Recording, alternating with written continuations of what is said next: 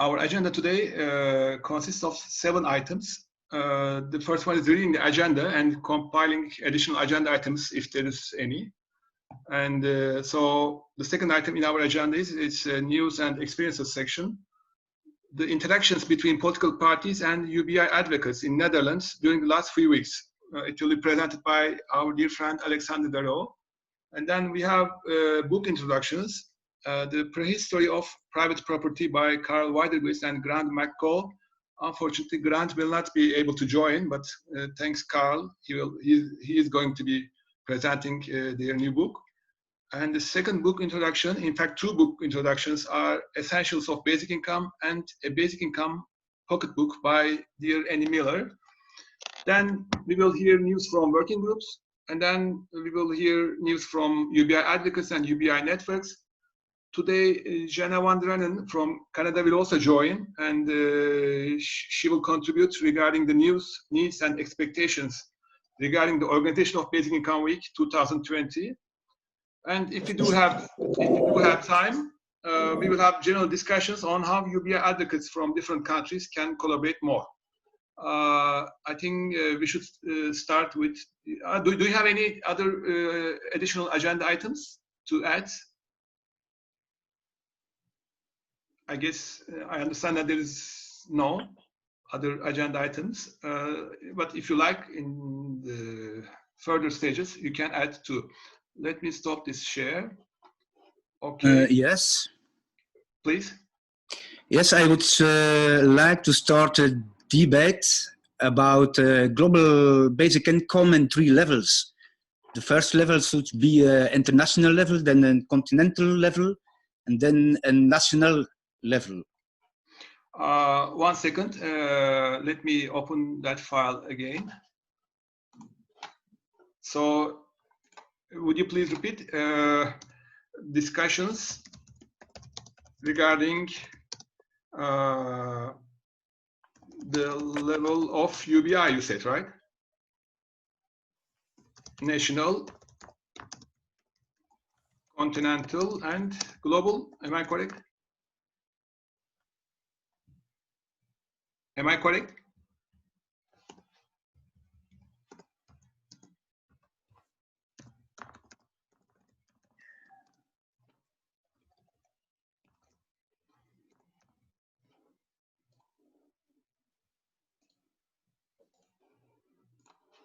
Okay.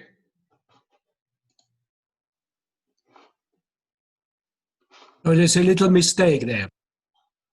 Regarding the basic income levels only, not UBI. Regarding the level basic income levels. Oh, there's a little mistake. There's a little mistake. Regarding the basic income levels. Yes. Basic income levels. And that's it. No. Regarding a global basic income in 3 levels. So we have a first level, international. So it's important in 3 levels because we have. Is it okay? Yes. Discussions regarding a global basic income and 3 levels. National. In 3 levels. Okay. Yeah. Is it correct now? Yes? Yes. Okay, thank you. Thanks. Thank you. Okay. Dear friends, today we will start with our dear friend Alexander Darrow, and his topic is interactions between political parties and UBI advocates in Netherlands during the last 3 weeks.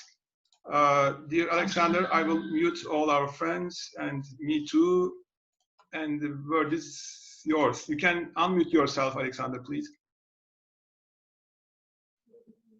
Yes, thank you, Ali. In order to understand what's happened the last few weeks, we have to go back several years. So in the 80s, we had an economic crisis in the Netherlands, and we had 14% unemployment, and the youth unemployment was 30%.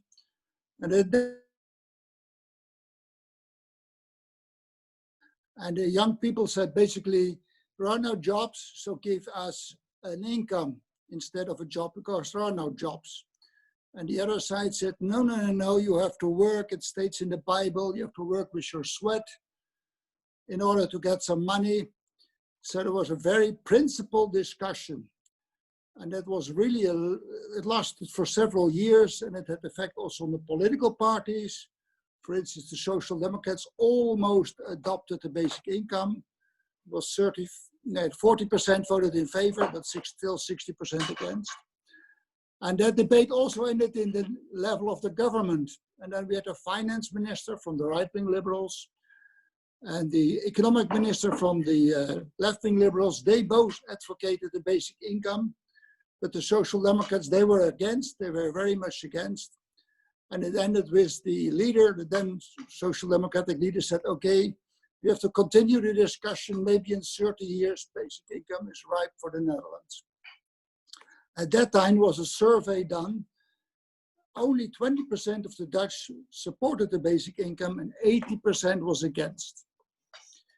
So 4 years ago, we had national elections and we asked the opinion pollers to make another study about the Dutch public. And at that time, 45% was against and 40% in favor. So we made progress, but still not a majority. And we advocated there should be experiments with basic income in the programs of the political parties. And we managed 4 parties who went into the national parliament to adopt an experiments. That were the Social Democrats, that were the left-wing liberals, that was the Green Party, and that was the Animal Rights Party. And it played a minor role in the discussions, but it ended also on the government table because the Greens said, we want to have an experiment like the Finns have done, like Canada at that moment was doing. So a big experiment. And it was discussed in the government, and there was even an agreement. And there was one sentence in the government program, and it said, local communities are free to experiment with basic income. That sentence never made it because it was brought in by the Greens, and in the end the Greens decided not to take part in the government because they were dissatisfied with the targets on climate and on inequality and migration. But it was accepted by the right-wing government of Mark Rutte, who is still the president of our country, the prime minister of our country. Now we're preparing for these new elections, and just this week, members of the Green Party can vote about the motion in favor of basic income. And for the first time, the party executive of the Greens has said, yes, we agree with this motion. We should go forward with basic income. So that's very hopeful news. And also the left-wing liberals, they had a party congress last year and they said, we also want to go forward with basic income. And they wanted some calculations done by the government bureau about a certain form of basic income and how it would work out. And these results will be presented later this month. We, as an organization, Basic Income Network Holland, we have done another poll about basic income, and now 36% is in favor, 32% is against, and 32% is still doubting whether they're in favor or against. So for the first time, we have now a small majority in favor. And you see that the resistance against basic income in 30 years went down from 80% to 32%. At the same time, you have to see that basically the left-wing parties and the Green parties, there the electorate is clearly in favor, and the right-wing parties, well, they're 25% or maybe a little bit more are in favor, 30%, but the majority is still against. So we have a good start. The interesting thing is that the biggest party in Holland, the right-wing liberals of Mark Rutte, they're also discussing basic income. They're probably going to discuss something and propose something which is not a basic income, but which is close to a negative income tax. And if they really will do that, that would be a big step forward, because then we would have 3 parties probably taking part in forming a government out of 4 or 5 which are in favor of some form of basic income. And I have to think also about the experiment of the Finns. There you had four parties going to government, 2 in favor, 2 against, and then it's difficult to get through. But if the biggest party in Holland, the right-wing liberals, are going for something like a negative income tax, then there is a real chance that we have some advancement and that we might start with a small basic income. It will not be a full basic income, but it might be something like 600 euros for everybody between 18 and the pension age. You should also remember that in Holland we have an old age pension system, which is basically a basic income for the elderly. And you don't have to have worked in your whole life. You can have been a housevrouw for your whole life and you still will receive this basic pension, basic income if you're 66. So people know what the concept is. At the same time, you see that the number of people who are undecided about basic income, they are increasing. So it was about 10% 4 years ago, half a year ago, it was 25%, and now it's 32% of the people who cannot make up their mind. And I think that's because more and more people are very pragmatic and they want to know, okay, basic income is a good idea, but what does it mean for me? What does it mean for me financially? Will I gain or will I lose out? That's a very big topic because we have several forms of subsidies to help special groups of people. And if you take them away, and there's now discussion in Holland to take it away, people are worried that they will be worse off than now. So our task is now also to show that no, the big majority of the people will be better off. And it's interesting to see that the right-wing populist party of Thierry Baudet, they also went to this government institute and they had a form of basic income calculated. And there it turned out that 60%, the lower 60% of Dutch population, they would gain between 3, 4 and 7%. And the higher 40%, the top 40%, they will lose 2 or 3% of their income. So that was a very nice, well, presentable figures. It's important that those calculations will be done by the political parties also before we have the electoral phase, before it will be a hot topic. That's about my contribution. I hope it was clear.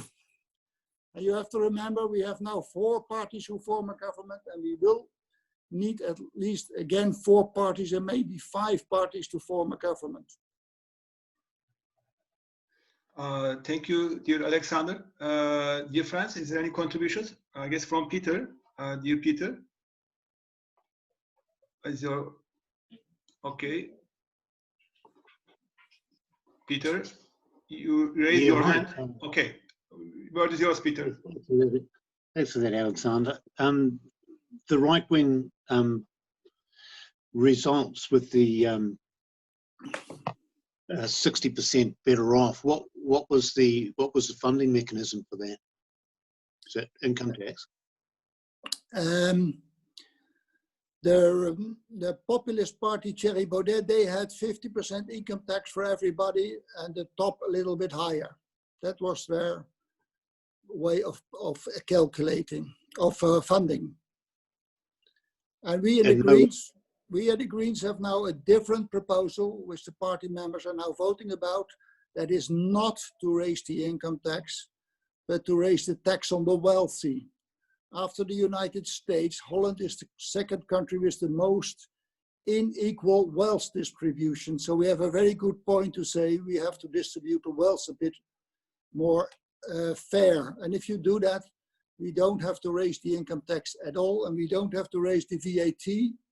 It's enough to raise a little bit the tax on wealth. We already have a tax on wealth, but it's not very high at the moment. Okay, and there was politically, the tax on wealth is difficult because we have already 400,000 Dutch people which living just across the border in Belgium, because in Belgium you don't have a wealth tax. So they are avoiding the wealth tax in Holland by moving a little bit south of the border and still sending their kids to schools in Holland, etc., and still have a job in Holland or whatever. Thank you. No, if they can do it worldwide, Alexander is the answer to that. If we can have a 1% wealth tax and everybody agreeing to it, we can have that. But yeah, the move in next door is a real problem with the wealth tax. Is there a tax-free earning amount in Holland as well with that flat income tax? No, we have no tax exemptions. You have to start from the first euro you start earning.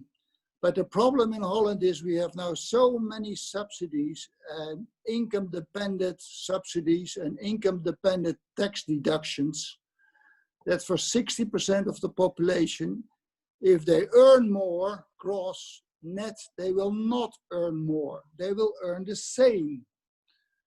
And the last 10 years that Mark Rutte has been in power, there have been calculations that the bottom 60% has gained 0. And of course, the top 5 or 10% have gained a lot, and people see that and are aware of that. So that is the reason why the right-wing liberals are also seeing that they have to change the tax system, because it makes no sense to say, they say, well, if you do paid labor, if you do more paid labor, then you should earn more. That is their election slogan for years. But it turns out now that it's not true, at least not for the bottom 60%. It's only true for the top 40%. Sorry, one last question, Alexander. I know you set up like a My UBI site there. Has that been well used, or is it the criteria?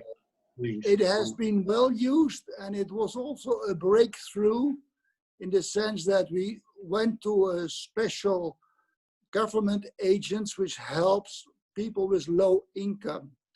And they verified our calculations, and they showed that this form of basic income we propose, the bottom people, the bottom 10% will not lose out. They will gain a little bit. So that led to headings in the newspapers like, hey, a basic income is financially feasible after all. So that was very good. That happened about a year ago.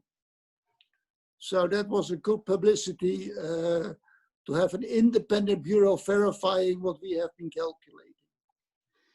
Thank you, Peter. Thank you, Alexander.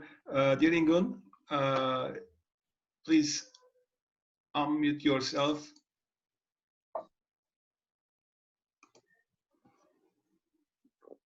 Okay. Okay, thank you so much. This is so interesting, and I wish to just add something about the European Green Party is making a network for UBI people in the Green parties in Europe.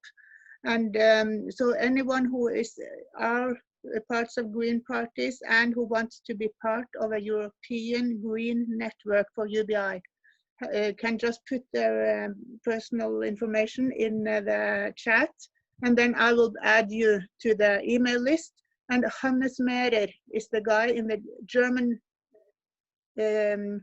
Green Party that has started making these connections. So we are now working really hard to make it a real network inside the European Green parties. So just add your contact information, and then we will stay in touch. Thank you. Thank you, Ingun. Alexander, do you have any words? Yeah. Well, the Green Party in general in favor, not all of them, but most of them are in favor of basic income. I forgot to mention one political element which is very important. The Dutch welfare state has been built by the Christian Democrats and the Social Democrats. By the last elections, those two parties, which used to have the big majority in the parliament, are now down to 20%. And also with the next election, they will get only 20%. But probably both parties are still necessary for the majority for the new government. And they are very much against a basic income. Inside the Social Democrat, there is a group advocating basic income, and we will concentrate our efforts this fall to help them to get the majority on their party congress, where they will make the final vote about their party platform. They had already once a vote about the European program for the Social Democrats, and there was one amendment saying that there should be a basic income for all Europeans.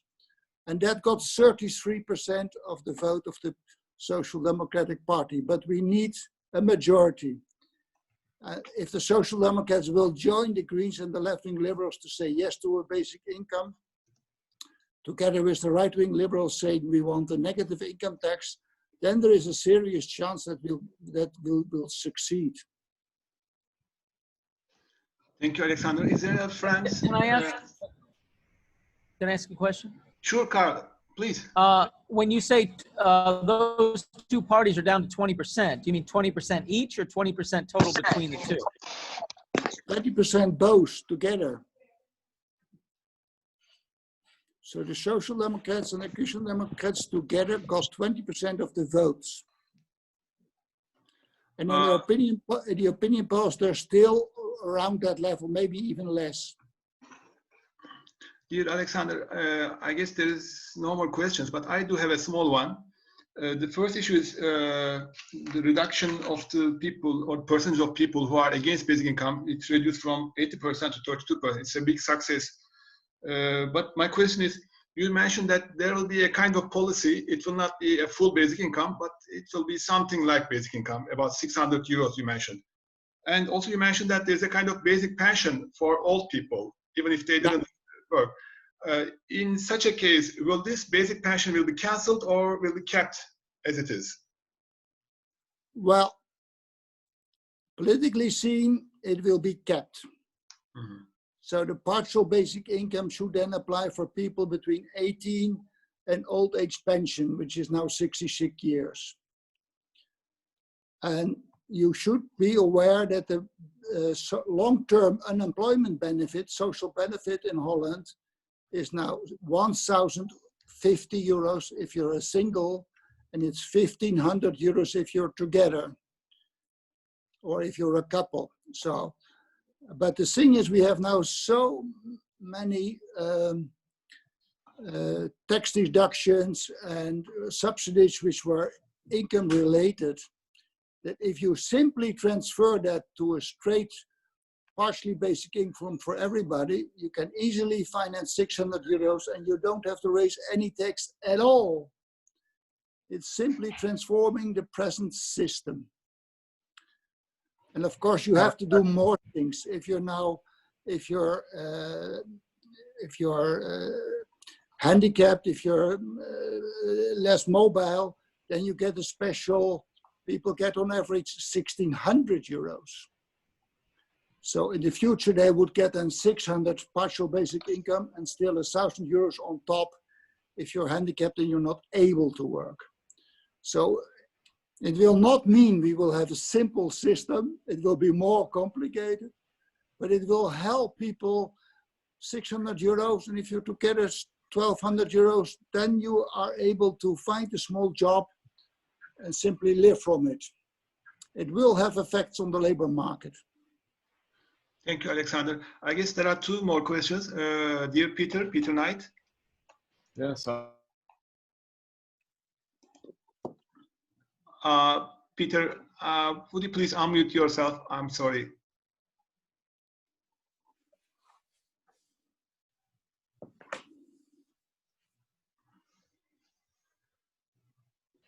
Okay, I thought Okay. I unmuted. So my question, is there any movement to simplify the income tax? I mean, I'm an economist, and of course, economists always say there are three rules to income tax reform: is to lower the rate, widen the base, and simplify.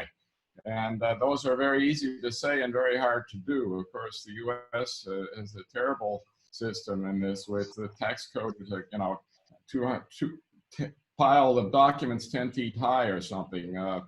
But is there any movement on the simplification of just a few rates, a lower limit, and something because it's very hard to figure out who's going to benefit and who's going to lose with such a complicated system? Well, we have basically only two rates of income tax left. So 95% of the population pays 37% income tax. And the top 5%, they pay around 50%. But the problem is you have all kind of subsidies. How about getting rid of all of this spaghetti? It is spaghetti is underneath. You can get all kind of deductions. If you work, you get a tax reduction, but it depends on your income, and it's income related. And you can get a special subsidy if your child goes to childcare, but it's income related. If you are very poor, you can get more child benefit, but it's income related. And that's the problem. All these things, the tax deductions and the subsidies in the income sphere, are income related. And that makes that if you get 3% tax raise, which is normally now for the trade unions and the employers to agree, a 3% tax rate, wage increase, then 2% goes straight to the government. And the last 1% disappears because of inflation. And that explains why the last 10 years, the bottom 50% didn't gain anything extra. If they gained anything extra, it went to the government and not to the pocket of the people. And people are annoyed about it. And that also explains why we have a pensioners party. Because the pensioners, they lost 5% in those 10 years.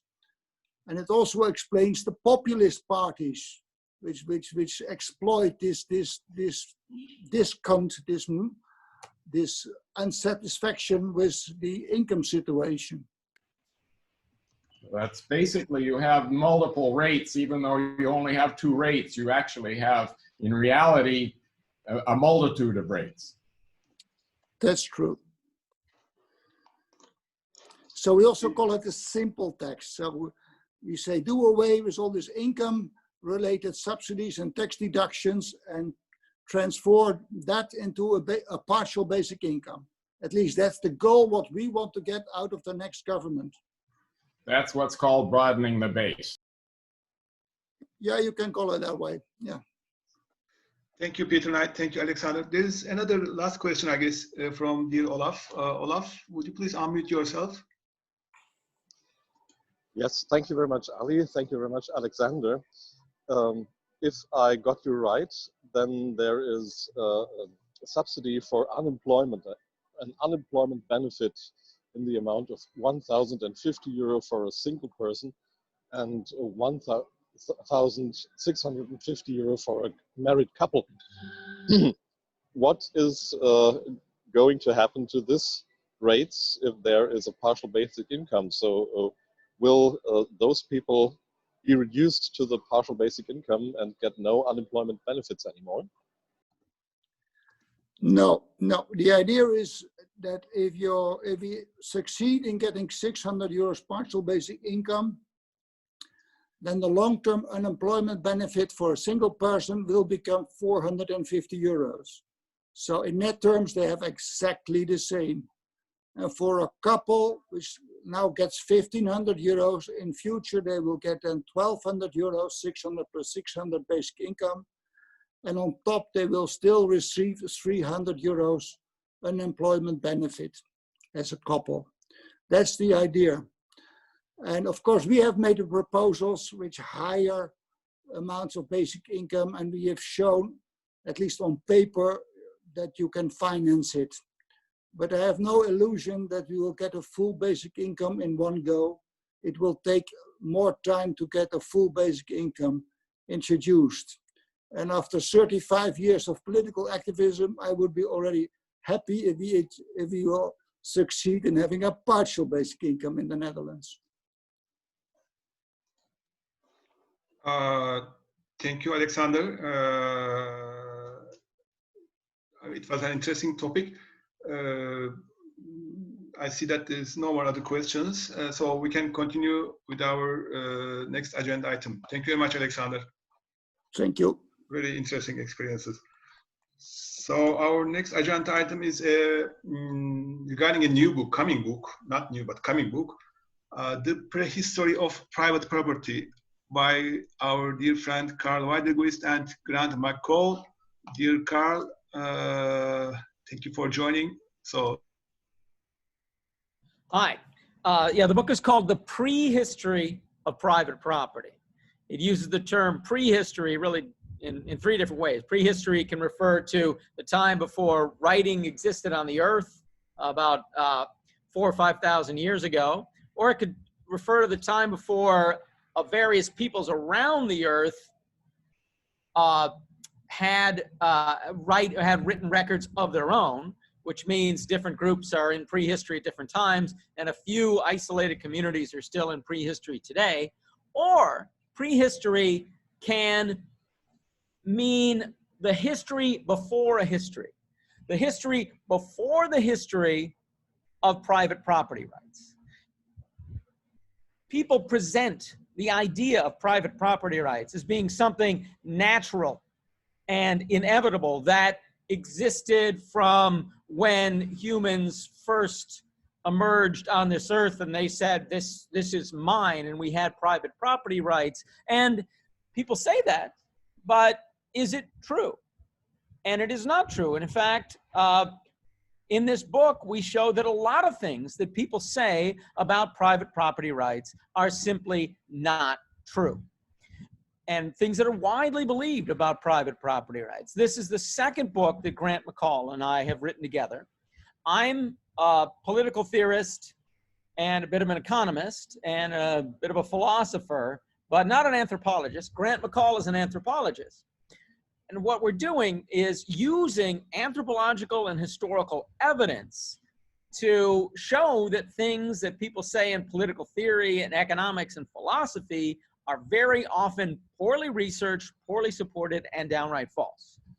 Our first book looked at the claim that everybody's better off in a society with either a property rights system or a government or both, and people in stateless societies without a private property rights system, and showed that that is false. Although finally today we can say maybe the average person is better off, which we couldn't say 100 years ago. Now we can say maybe the average person is better off, but the worst off of us are worse off. If you took the worst off person in a slum in Sao Paulo and asked them to exchange with someone in the Amazon, well, if the Amazon wasn't under attack by Bolsonaro as it is, they'd actually be better off if they could exchange with the person in the Amazon very often. Now, our second book looks at three other myths about private property. The belief that equality is impossible, the belief that the market economy is more consistent with negative freedom than any other economy, and the belief that the private property system is somehow natural, that this is what people naturally create when they're free from aggression and interference. And we go through, it's not just one history, but it is 6 histories. We go through the history of all 3 of these beliefs, showing that people really say these things. They really rely on these as factual claims, as empirical claims. They claim that inequality is impossible. People have been saying this since ancient times. We show that people have said it for a long time, and that people are continuing to make this assertion to support the types of inequality we have now. Then we look at the anthropological evidence of different societies and show that there are many societies with very significant levels of economic and social and political equality without sacrificing people's freedom or other things that we supposedly sacrifice when we build economy. We look at this freedom-based argument for the market economy, and then we look at the actual evidence of, well, who gets interfered with in the market economy? Well, the people without property.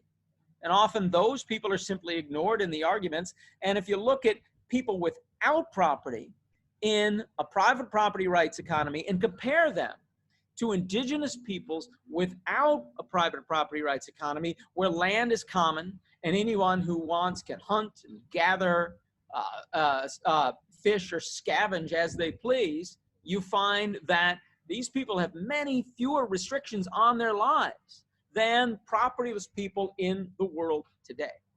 And finally, the third section of the book, and the major section of the book, looks at this argument that private property rights are natural. We trace this back to people like John Locke and Thomas More and Hugo Grotius and all these early proto-liberals, and show that people have been making this argument since then, and to some extent since Roman times, and that it continues to be used in political theory arguments today, even very often being conceded by its opponents. Opponents of strict private property rights often say, well, we have to sacrifice a little bit of freedom here for greater equality because we're taking away people's natural right to private property. They'll just concede that argument as if it's proven. And then we look at, well, how is it supposedly natural? And what the argument for it being natural is, they always go back to telling this story. This appropriation story, where a man, and it is usually a man in the story, goes into the woods and chops down the trees and makes a farm and says, this is mine, and mixes his labor with it and takes something that really wasn't very valuable and makes it valuable by mixing his labor with it and growing crops on it, and actually uses so much less land that he effectively gives land to other people by starting a farm instead of hunting and gathering. And that's a story. Does this ever happen? How do the people who actually appropriate property, the people who really create the first farms, what kind of property systems do they actually develop?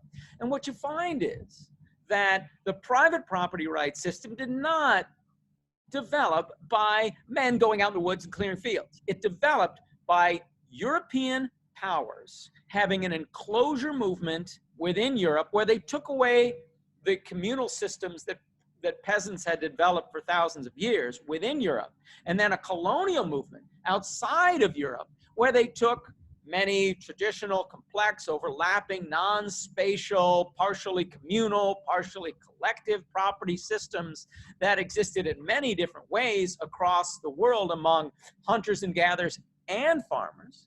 And by violence and aggression, they established the private property rights system. 500 years ago, there was hardly a truly private property rights system existing anywhere. A few localized places in Northern Europe had what you could call a private property rights system. And gradually, over the last 500 years, for these campaigns of violence, they've established this private property rights system. So there's nothing natural about the right to property. So when people have this argument, that, oh, you can't tax property to support a basic income because you're taking the natural rights of these people to give to these freeloaders, really the exact opposite of true. Is you're paying back people on whom you've imposed duties by a 500-year campaign of violence and aggression. And you're doing that, so you're compensating people for what's going on in the past, but also you're restoring something that has been lost when access to common land was lost, which is independence. Is that a person with access to common land has independence, that they don't have to work for someone else. They can work for themselves. Today, the idea that work is anything else but going and getting a job and taking orders all day and then saving enough money maybe to start your own business sometime in life and then you give orders, is that what work is about. That is a product of the colonial movement and of the enclosure movement. Long before that, work was something you could do yourself. We had taken away the common right of all people to work for themselves and given them really nothing in exchange, and make them subject where they have to go hat in hand to the people who own the resources of the earth and say, may I please work for you? May I please be your employee? And by doing this, we're taking away people's independence. So what basic income does is it restores that independence. Since restoring direct access to the commons might be a good thing, but it's impractical for the 37 million people who live in Tokyo or the 35 million people who live in the New Delhi area. It is impractical for all of these people, or for really most of the 7 or 8 billion people around the world, it is impractical. Basic income restores that independence that you get from access to the commons. And so those are two tandem reasons why we need a basic income in this book: to compensate you from what has been taken away and restore the independence that your lost access to the commons has lost for you. The book is called The Prehistory of Private Property: Prehistoric Myths in Modern Political Philosophy, Book 2. It'll be out on Edinburgh University Press before the end of this year. And it's really not a book about basic income. The word basic income only appears 3 times in the book, and those are all on the last page or 2 of the book. But of course, in that you could look, well, of course, it's on the last page. You could say, well, in a one sense, it's a book that's not really about basic income at all. In another sense, it's a book where the whole argument leads up to basic income. And much like Grant in my last book, which only mentioned basic income once on the very last page, these are not really books about basic income, but they are books that clear some of the ground and show that some of the ammunition that is very often used against basic income and really other forms of redistribution as well are really phony arguments based on false empirical claims. Thank you very much. Thank you, Carl. Thank you for your contributions. Dear friends, any questions while Carl is here? Or any contributions? Yeah, friends are clapping you, and thank you. And I will propose something. If you agree, your contribution, we can prepare a short clip also. Oh, just that'd be great. Not the full video. Okay, we will have the full video, but separately. It's very interesting. I mean, we are looking forward to read the book. That'd be great. Yeah, that'd be great to have a nice little clip of me introducing the book. I don't know, did I go over the 7 minutes? 7 or 10 minute introduction of the book. That'd be nice to have. Thanks. Yeah, it's a pleasure. I'm checking the. Disseminate it, if possible. I would like to disseminate it if we can be aware of this clip somehow in a newsletter or something. I'm sorry, I have to interrupt. Your mic is on, but I think it's really low. I can't hear you, Claudia. Oh, that's possible. Is it better right now? That's much better. Yes. No? Oh, that's much better. I was just saying I would love to disseminate this clip because it was very interesting. It was like very rich and full and good for the book and good for the cause. So yeah, I would love to disseminate that if that's made available somewhere through a newsletter or something or Facebook or whatever. Thanks. That'd be great. Oh, by the way, if you want to read the book, don't buy the book. It's going to be prohibitively expensive. If you're at a university, if any of you are at a university, please ask your university library to buy the book. But for the rest of you who aren't at universities, or if you are at universities and your library doesn't have the book, I posted an early version of the book online. Don't tell the publisher, but I posted an early version online. I can put the link in the chat. Let me try to, I'll do that after we finish. I'll do that while Annie's speaking, but I'll be listening to you closely, Annie, but I'll do that in the background while you're speaking. Great, thank you. Okay, Peter Knight. Dear Peter, please. Yeah, Marx had a word for that. It was called primitive accumulation. Are you the modern day Marx now, you guys? Well, Marx talked a good game. I think Marx identified a lot of the problems with capitalism, but his solutions didn't work either. His solution was, he recognized that people used to have independent access to the commons, and now they don't. Now his word for it was nothing to sell but their labor, which meant really nothing to do, but it's nothing to do to keep themselves alive, but sell their labor. And because of this, they were at a horrible disadvantage. But his solution was, well, take the means of construction and give it to the people collectively. But every time we've tried that, without giving the individuals independence, we found that some other elite exploits it. So I'm much more of an Orwellian than I am a Marxian. Marx prescribed. It's what he described, not what he prescribed. Yeah. Primitive accumulation, the process of taking the land from the commons by exploitation, war, and all the things you described. So I hope you've given him due credit. Oh yeah, yeah. We talk about the people who've looked into this who've looked into these issues. It was him, Adder, actually, Pyotr Kropotkin did a much better empirical analysis of this. What Marx said was very good for the anthropological evidence that was available at the time. Yeah, it was like, yeah, we give him and other people like that credit, of course. And so, but his solution, of course, the group control of the means of production, turns out that's actually easily exploitable as well. If you want to have socialism, you need basic income just as much as you do with capitalism to provide independence for the least advantaged person so no elite group can exploit them. Thank you very much, Carl. We are sorry that Grant is not with us today, but maybe in the future in another event. Yeah, I'm disappointed too. Okay. But it couldn't be helped. He has, you know, he's on lockdown with 3 kids under 4. So, you know, life's difficult for Mike. We're lucky we ever finished this book in those situations. Thank you. Thank you for your contributions. So we will continue with our next item in our agenda. It's again a book, no, 2 books. Yes, introduction of 2 books, Essentials of Basic Income, and the second one is A Basic Income Pocketbook by our dear friend Annie Miller. Dear Annie, please. Hello, everyone. Thank you for having me. I don't think am I mute? No, we are, no. Can you hear me? Yes, right now we do hear you. Okay.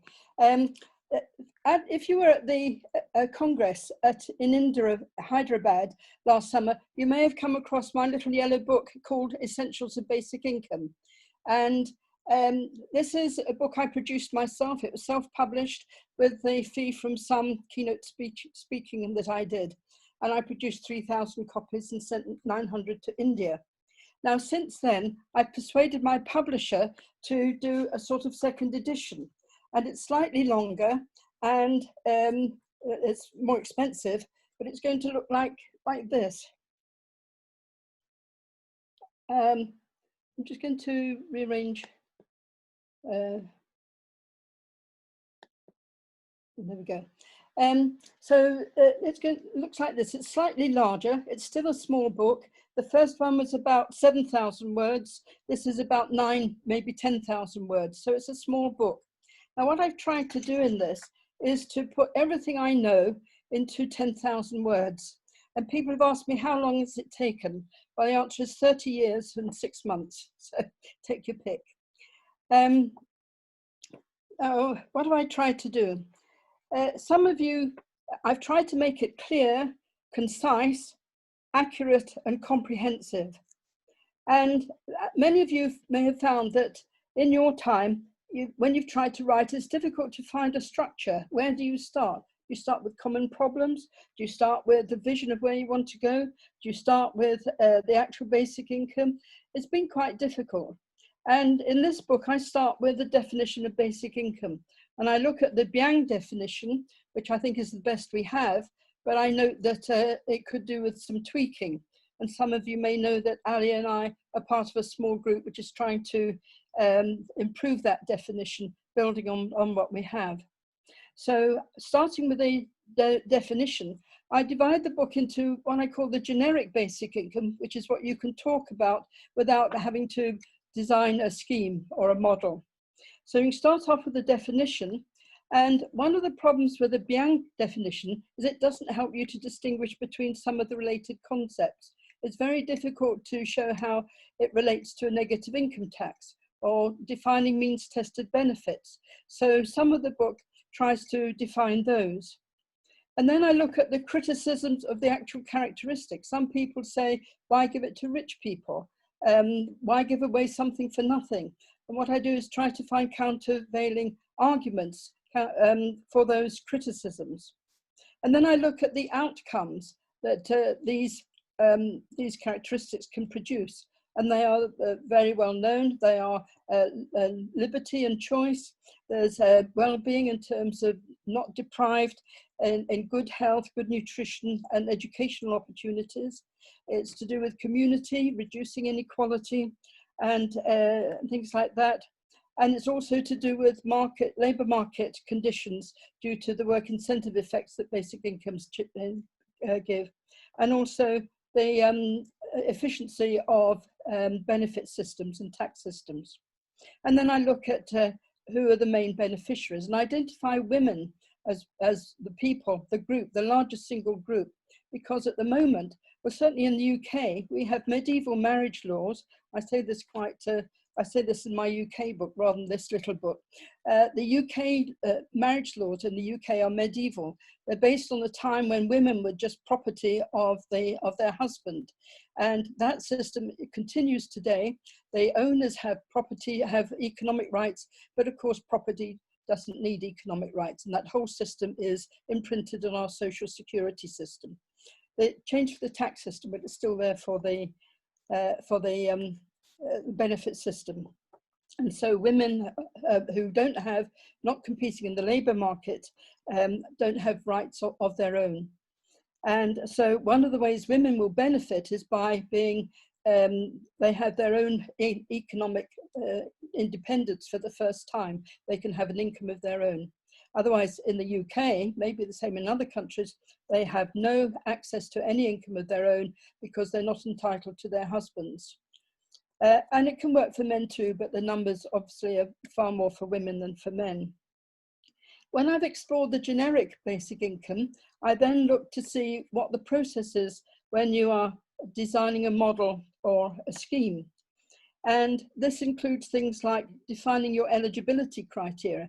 Even though we say that basic income is universal, each country will have to decide who's actually included. Obviously, we don't want to include our own citizens who have decided to work abroad, but what do we do about when they want to come back to retire to this country?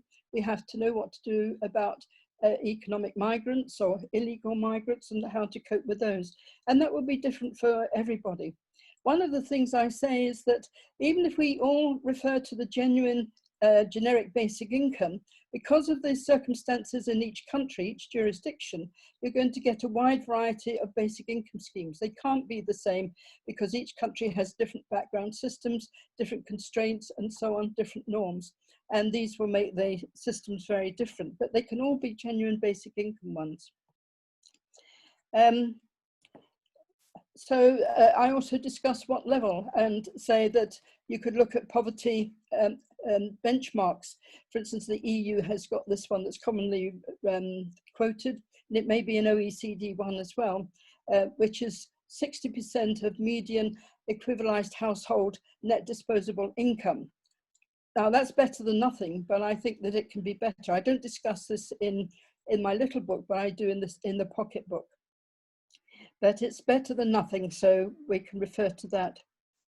And then I look at the different social assistance systems, because if we've got well-developed systems, we have to know how to relate the basic income to that.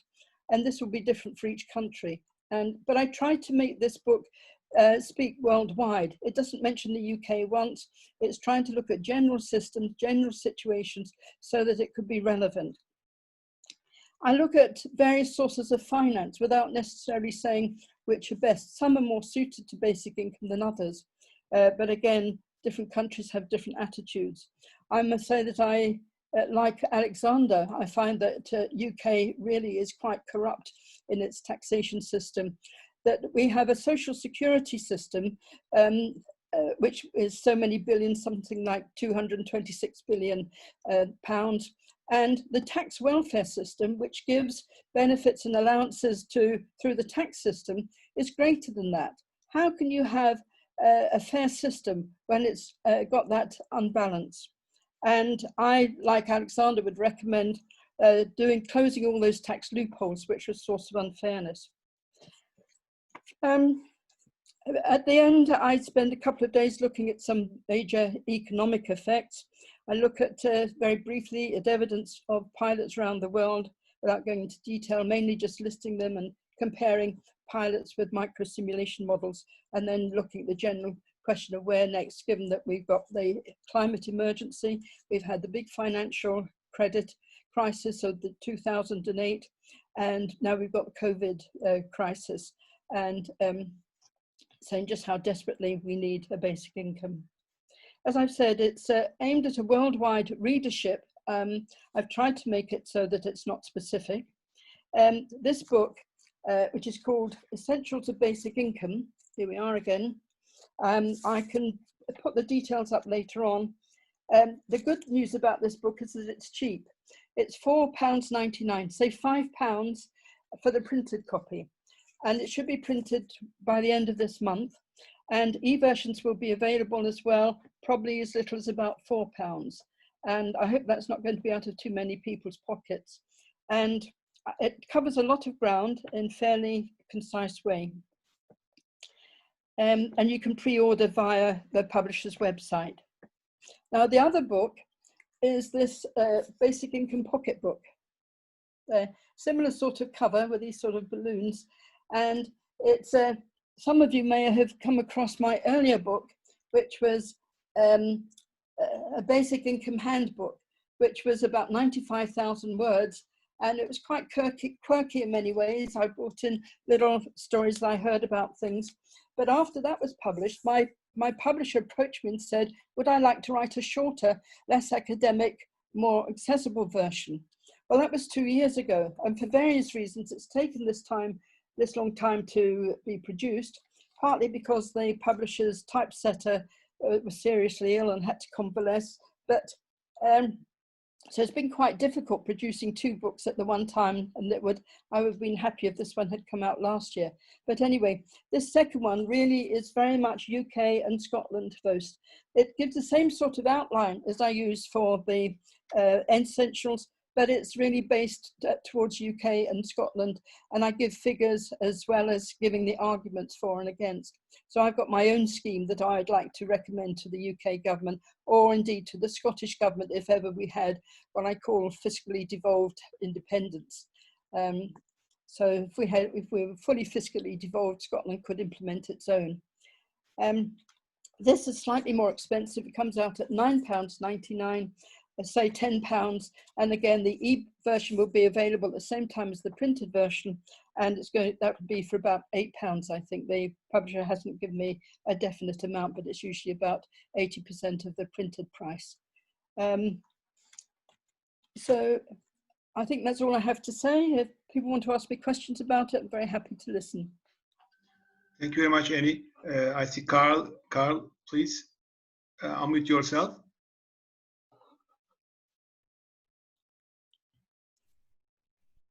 Carl?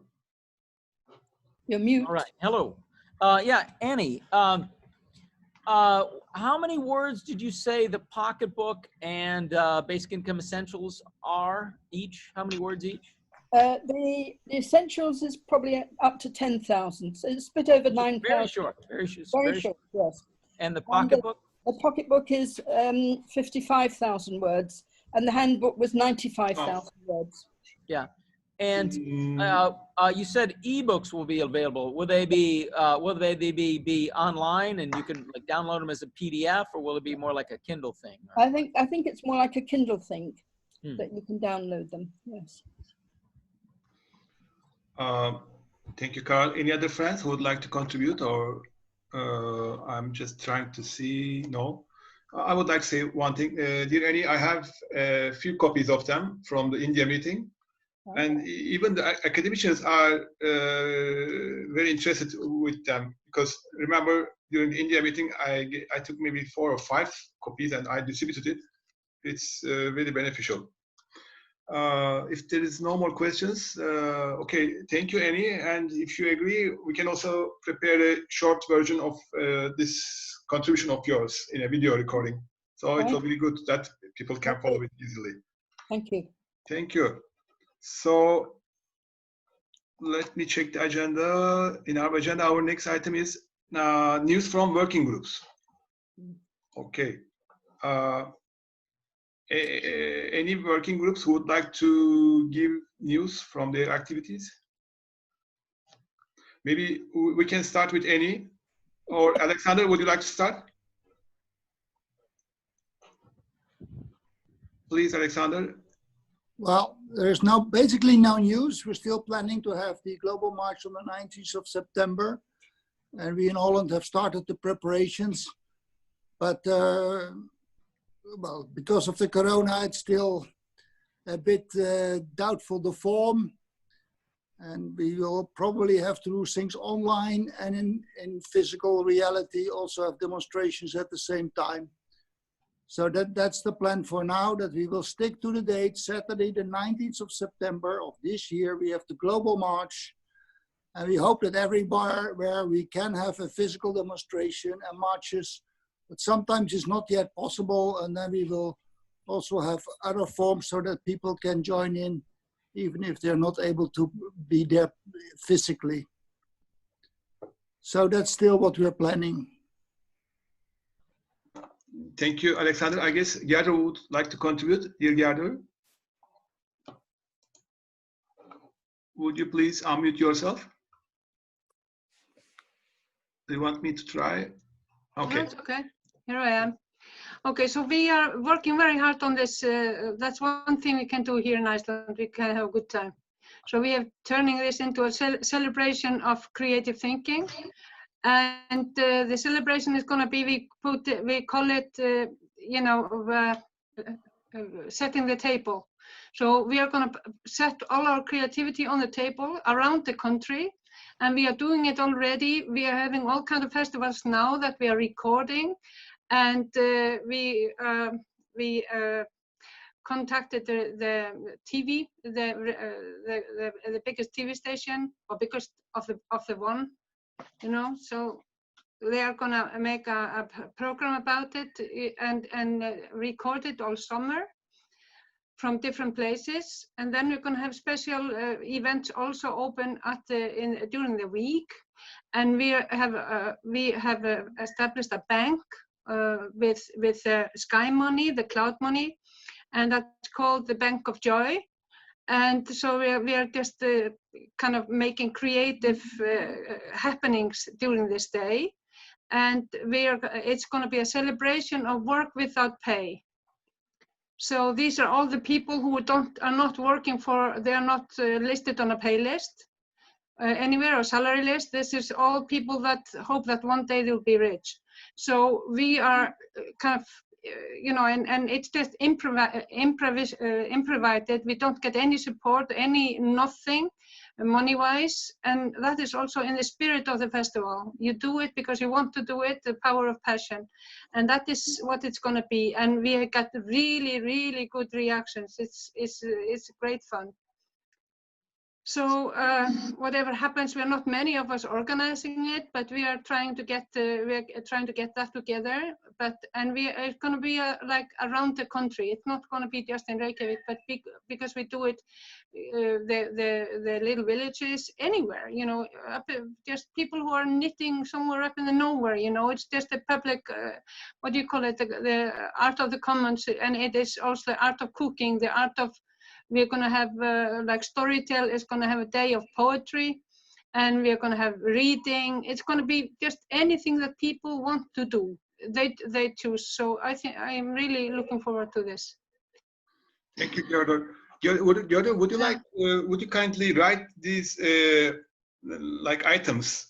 Okay, what kind of activities you are planning, so that we can have some inspiration from your ideas. I sent it to you in a post, right?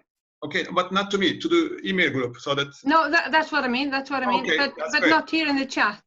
And also one thing I want to do also, which I think is very, very important, and it was like a celebration of today, that we made an agreement with a bookkeeping software, and they are sponsoring us. That we are going to have on our Facebook, we're going to have a template of an invoice. So everybody who is working without pay in charity, in art, in whatever, but they're working, they will send us an invoice specifying what they're doing, how many hours, how much time, whatever they're doing, and they're not getting paid for it. And then we are going to send it to the government, not to be paid, but so we have a measure of how much value is hidden in the society, which they never recognize. So, and we are going to, through this bookkeeping system, we are going to sort it out. What is the artist, what is the caring, what is for what? So we're going to put it into categories. And everybody who sends an invoice, they will have to do it with an ID. So they're all traceable. So there's not, you can, of course, people can swindle with that, like everybody, if they want, but there's no money in it, so nobody will, not many people will spend time on that, I guess. But they're all traceable because they do it in their own ID. You can visit them and see if it is real. Like grandmothers, how many, if you can imagine, how many young people or career people, people flyers all over the world, can do it because their grandparents are taking care. And they do it for nothing except the joy. Sometimes not that much joy, but anyway. So, you know, so if we can measure this, it is gonna change the picture tremendously, I think. So that is what you do, and I'm very, very excited to get that going. Thank you very much, Gerda. Dear friends, I'm just checking the hands. Oh, Peter, dear Peter. Please unmute yourself. Okay. Thanks very much, Gerda. I just wanted to mention very quickly, I just had a letter back from the Minister of Social Development here. And though they're talking about unprecedented times, and the government is looking at different ways of delivering state assistance, but they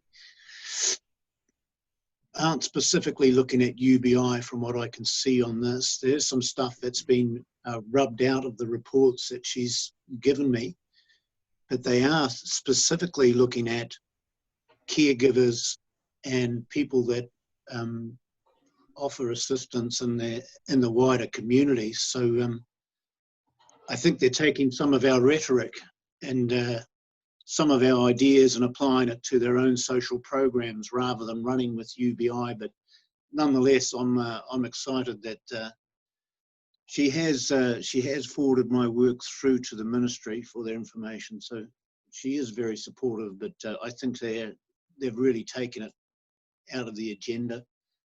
Can I do some file sharing, Ali? I just want to show the illustrations for the working group that we're working on. Is that all right?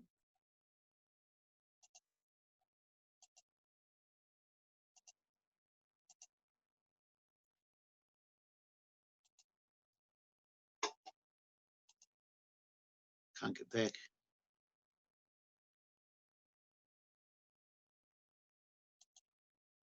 I think I've broken it.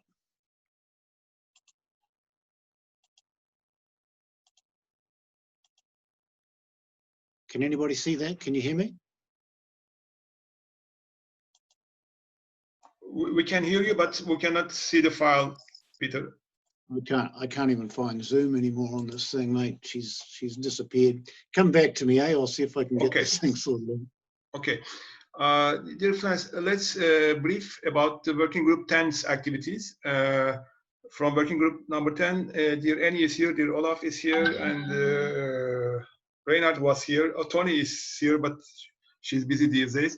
There are two separate surveys. Annie, maybe you can tell about the second survey, and Olaf, if you would like, you can contribute about it, and I can tell about the first survey afterwards. Dear Annie? Yep. Hi, folks. Working Group 10 has been working on developing a questionnaire covering 3 different survey objectives. One is to look where governments or jurisdictions have instituted some new economic measure and called it a basic income. And we want to check out whether it really is, because otherwise people are using the term and jumping on the bandwagon to get the kudos, but are not actually having a basic income. But we also want to know where other people think that something close to a basic income has been implemented, even if it's not so called, so that we get an idea. The second part of the survey is to look at the associated public welfare services to see what support they give to the economic measure as a background process. And then thirdly, we have a survey looking at people around the world and asking how their movement is getting on, whether they're cooperating well, whether it's a BIANG affiliated organization or something completely different, with a view to getting more cooperation between them. This particular part has been worked out and set up by Malcolm Torrey, although I'm sure we'll all be very interested in the results. But we've got to the stage where we have designed a questionnaire and we put it on a Google survey, and the next stage is for us to pilot it. And we want people in our working group, there are about a dozen, to pilot it, see whether the questions are sensible, whether they can answer them, and for us to see whether we can actually analyze them, because there's nothing worse than having a big survey with unintelligible answers. So we need to do this pilot study first. And then I hope we'll put it out to the UBI advocates to contact the people in your countries who are either officers or members of the UBI, the BIANG affiliated organization, or maybe there's some other basic income organizations which are not affiliated. And obviously part of this is whether people are aware of what the characteristics of a basic income is. We are very keen to protect the definition of the basic income and the reputations of the people who work with it, so that they're not imputed with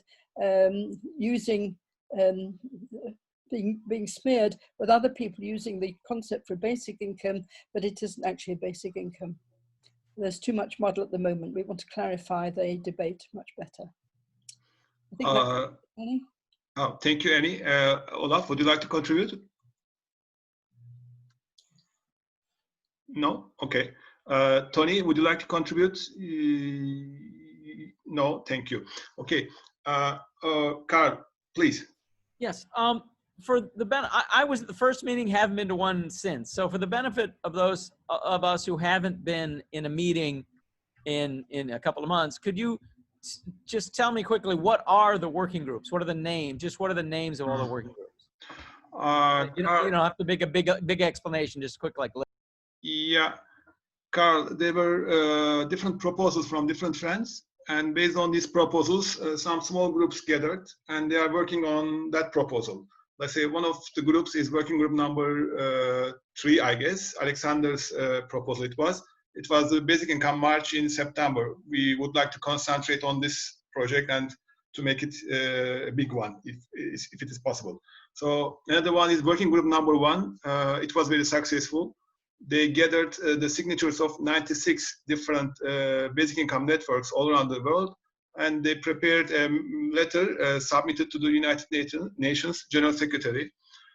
Working group number 10 is regarding a survey. The survey was a big survey at the beginning. Now it was split into 2 parts. Annie mentioned about the second part. Now I will mention about the first part. First part is ready, and we will just start it today, in fact. Also, there are other working groups, but I don't remember well each of them. But the idea is, if any friends proposes an idea and some others agree with him and make a group, they start working on this, and they are giving news during these meetings. So let me tell about the other survey. The other survey is not, in fact, not the other survey, but the beginning part of the survey. You know, there were some questions regarding the opinions, and some questions was regarding the factual data. The second one, which Annie mentioned, was about the factual data. But the first one was about opinions. Let me share with you the screen. Where is it? Oh, whoops.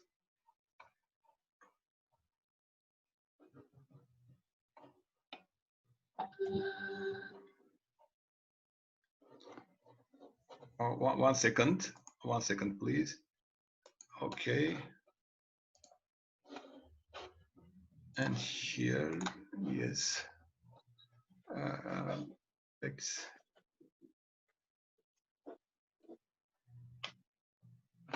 Okay, here. In the meantime, let me put into the chat box too the link of it. So it's in the chat box too. This was, the title of it is Effects of the COVID-19 Pandemic on UBI Movement. It's just opinions of UBI advocates.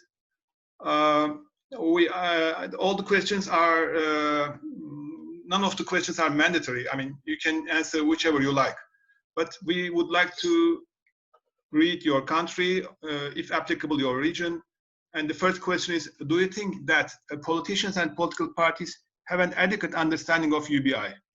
And the second question is, do you think that politicians and political parties are in favor of a UBI which will lead to emancipation?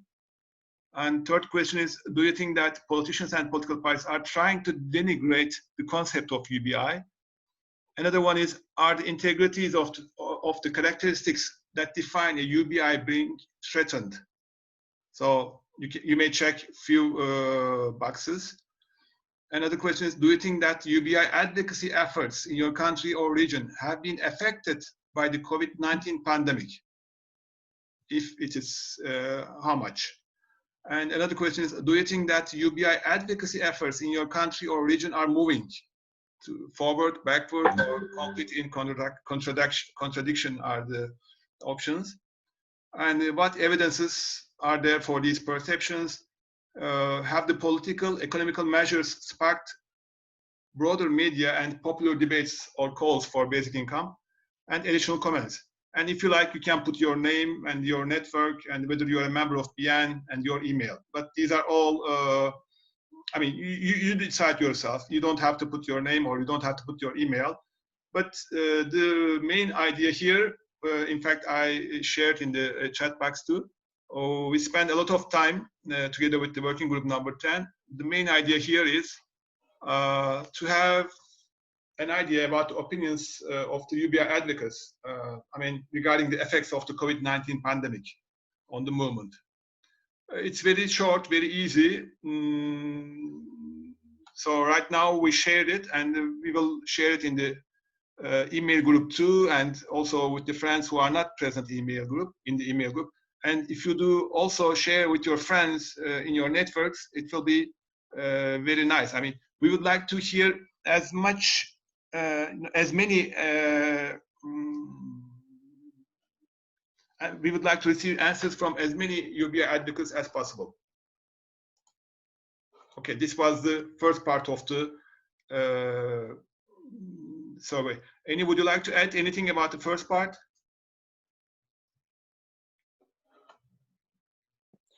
I think you've covered it very well, Ali. There's not really much else one can add to what you have, except we're looking for a good response. So please have a look at it on the Google survey and make your responses. Thanks.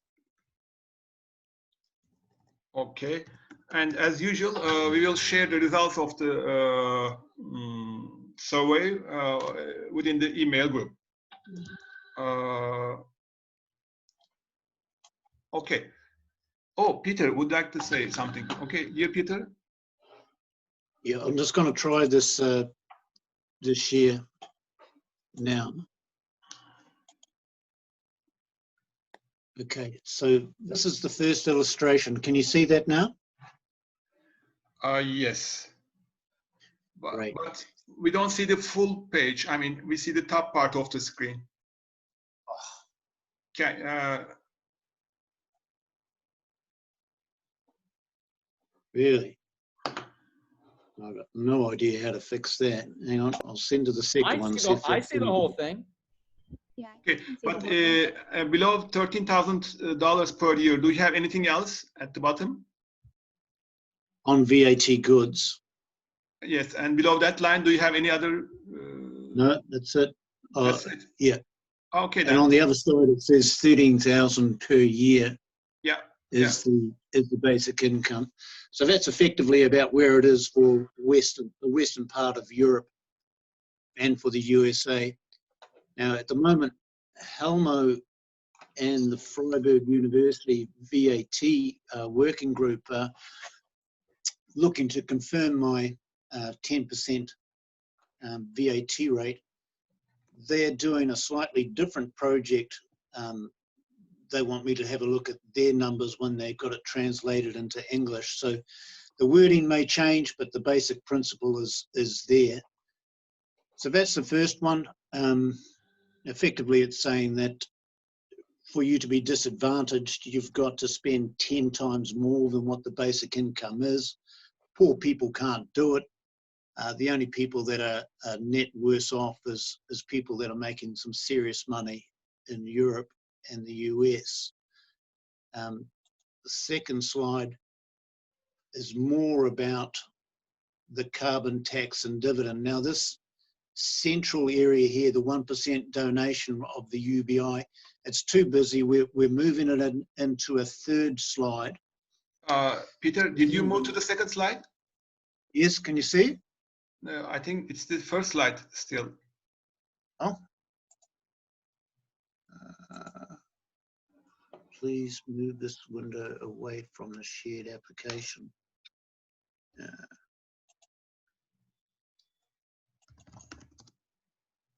I don't think this is working, guys. I think I have to close this one down, and then screen sharing has stopped.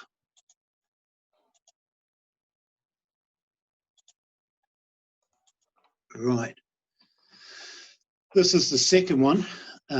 Again, this 1% donation in the centre is being moved into a third slide after this one, which will more fully describe the UN Wealth Fund.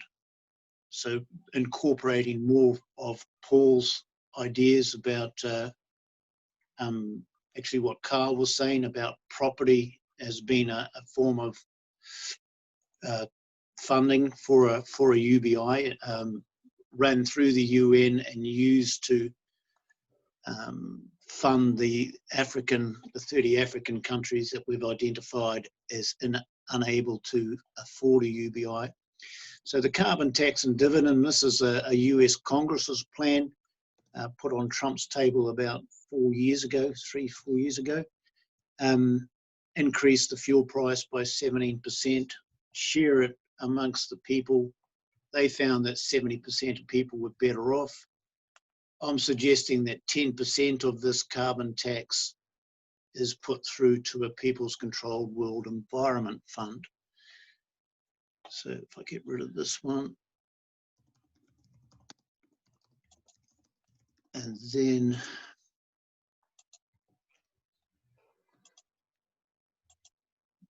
so this is the final one. Hopefully you can see that now. We're working on the one that goes before this and expanding the UN one. So this is the end result, that the UN Global Wealth Fund, represented by the cloud, and we're saying that the basic income is effectively life-giving rain, and just showing that and pointing out that the money is given directly to people's bank accounts in the 30 nations that are struggling to be able to do this. So the problem we have at the moment is and I have mentioned it on the Google group, is defining or showing how the UN Global Wealth Fund, what it looks like in the third picture. So what we have currently is the sun, and Sam's idea is that we have a pool of water with like tanks disappearing into it, private ownership bonds to represent financial transaction taxes, wealth taxes, contributions. So we have this pool that's expanding and being evaporated by the sun. So the UN Global Wealth Fund at the moment is looking to be a combination of a cloud and the sun as being the representation of it. I think this stuff's important. I reckon the imagery needs to be right. So we are struggling. We're certainly asking for anybody else to put their opinions forward. So the idea is we want to express the ideas that are in the UN letter, which is saying that we're going to redirect military spending, and there's a list of about 10 different items that we want to include. My one is the 1% donation of the UBI in the States, the EU and China. I've done the calculations, so I'm comfortable to say that if there was a 1% donation of those monies, there is sufficient for everybody in the 30 poor nations in Africa to get $7 a week and afford to live. So that's where it's up to. Appreciate anybody's input if they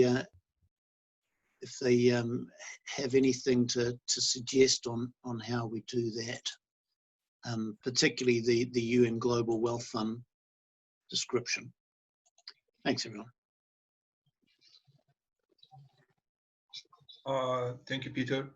Any contributions regarding Peter's presentation? I'm trying to follow all the hands. Okay. Dear Peter, at the moment there is no contribution, but yeah, I cannot see anyone who is raising her or his hand. Okay. Let's continue. Dear friends, the agenda item was news from working groups. So we heard only this much today. And now news from UBI advocates and UBI networks. But today we have Jenna Van Drenen here. Thanks her that she's the one who initiated these Zoom meetings in the UBI advocates community, let's say. And but unfortunately, she had a problem with the timing on Tuesdays. But today she's with us. Dear Jenna, are you there? Hi, Ali. Hi, everyone. Okay. Yeah, and sorry I couldn't join earlier. Yeah, Tuesday. I didn't mention the name of your topic, but you can. I'll do it. It's okay. Please. So yeah, I'm here to ask for help and let you know about the International Basic Income Week work that's happening. It's the 13th annual International Basic Income Week, and we need volunteers. Manya has done so much of this work in the past, and this year she needs to take a break. She'll be back next year, hopefully, but she has a lot going on this year. So, so we're missing our head organizer, basically, for International Basic Income Week. We do have a few other volunteers, but we're quite thin in terms of the amount of work that needs to be done and the amount of support. So we want to make it a bigger worldwide presence and make sure that everybody knows about it, and there's like strong social media work, but there's a lot to do and not enough of us doing it. So if anybody has time and wants to help, mostly administrative things is what we need help with. I should say, I'll just tell you a little bit about International Basic Income Week. It's, of course, the same week as the March. So thank you for the work that you're doing to organize the March. That is going to contribute hugely to the popularity of International Week. It's from the 14th to the 20th of September. So the March happens like basically right at the end of the week. And there's a few things that we do every year, like a basic income beer, which is always on the Friday. And then we usually ask people to send in photos of themselves with the motto, or some kind of interviews. So we need help people to either conduct interviews with different people in different countries, to post on the website, make it look relevant, and generate new content all week, which is important and leading up to the week too. We also need people to help with emailing different groups in different countries to let them know about the week, and I guess import some of their content onto the website and the calendar. We need people to help with our social media accounts, well, a list of other things, but they're all like that. They're all things that any one of us, I think, could do. So I'll send also a request to the email list in case you know somebody who might be willing to help, and then you could forward that request on. Yeah, and it's nice to see you all again. That's all from me. If anybody has questions, let me know. Thank you, Jenna. Any questions regarding Yeah, Claudia, please. Would you please unmute yourself?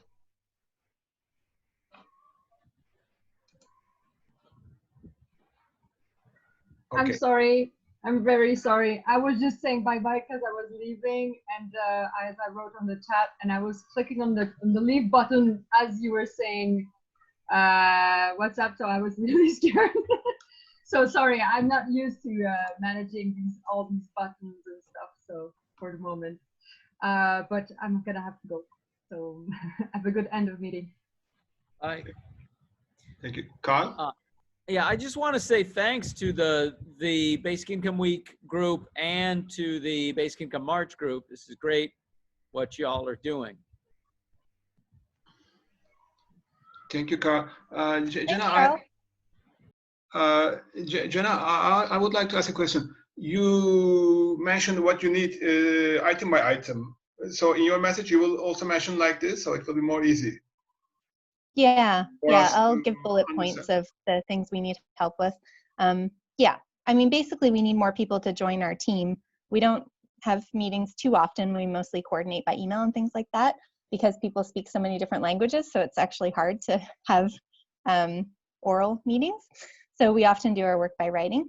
But yeah, we do have a list of things and also just want people to join the team too, even if there's nothing specific they can help with. Okay. So I'll list that in the email. Thanks. That's great. Any other friends who would like to contribute regarding the Basic Income Week? Maybe after the email traffic starts, we will have more contributions. Okay. Okay. Dear friends, in our agenda, we have news from UBI advocates and UBI networks. Up to now, we received some news from the working groups and also from dear Jenna. Any other friends who would like to say what's ongoing in their countries or in their networks?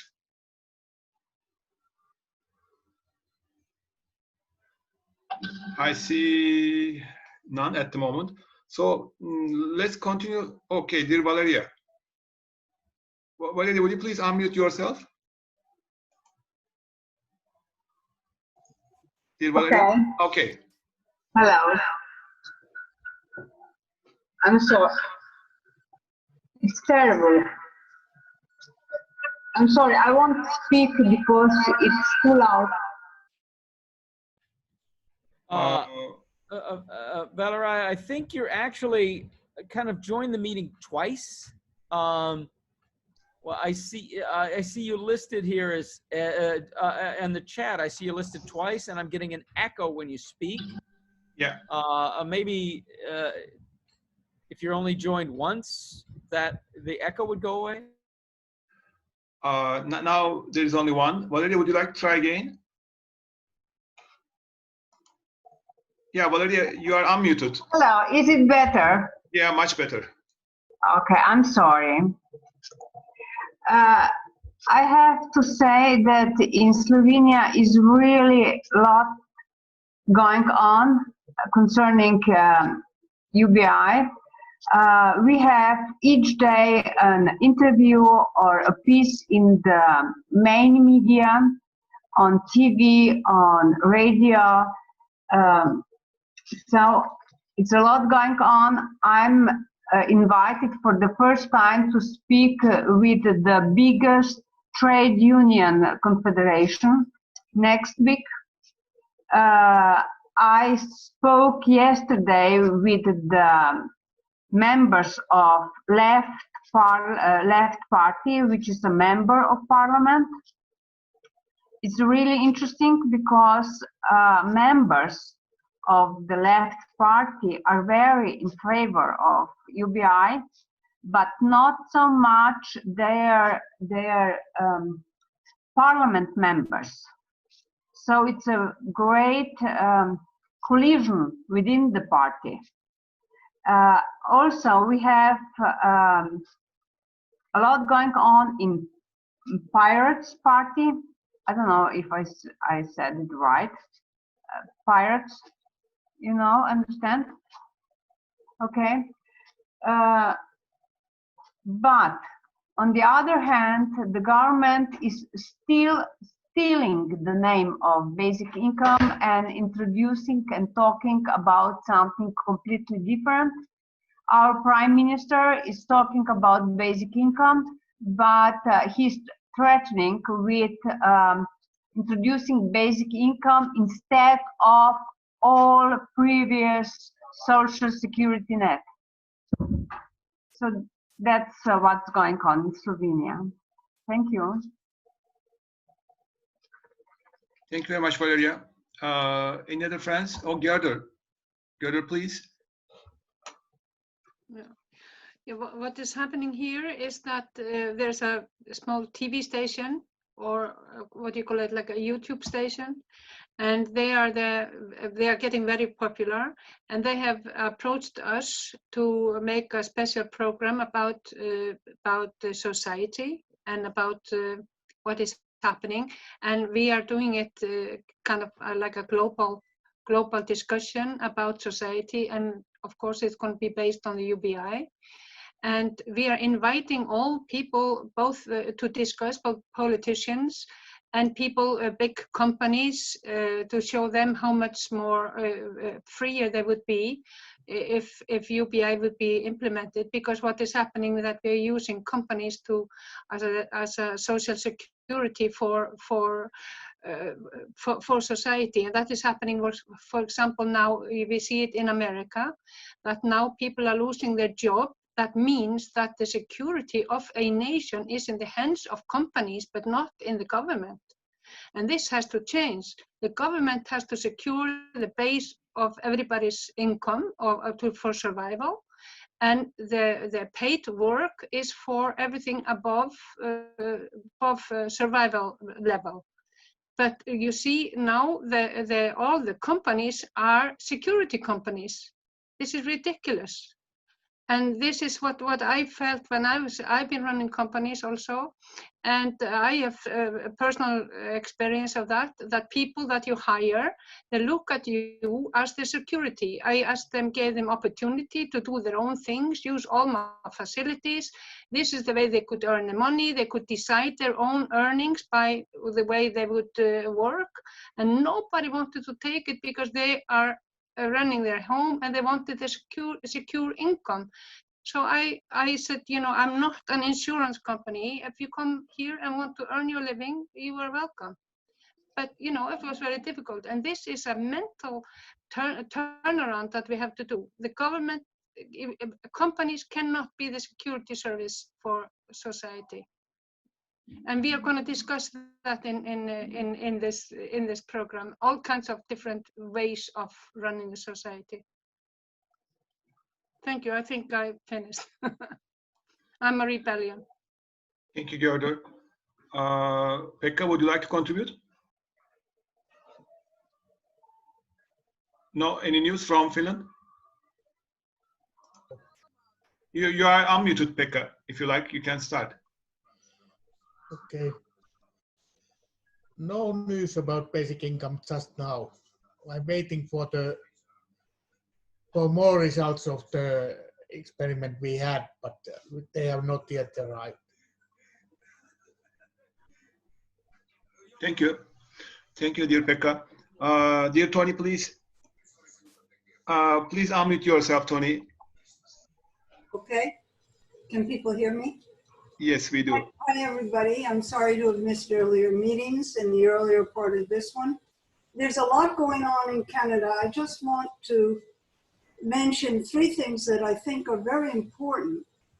As I said at an earlier meeting, we have advocacy groups. It's a federal state, and we have advocacy groups locally in cities and towns, provincially, and we have 13 provincial type jurisdictions, plus indigenous jurisdictions.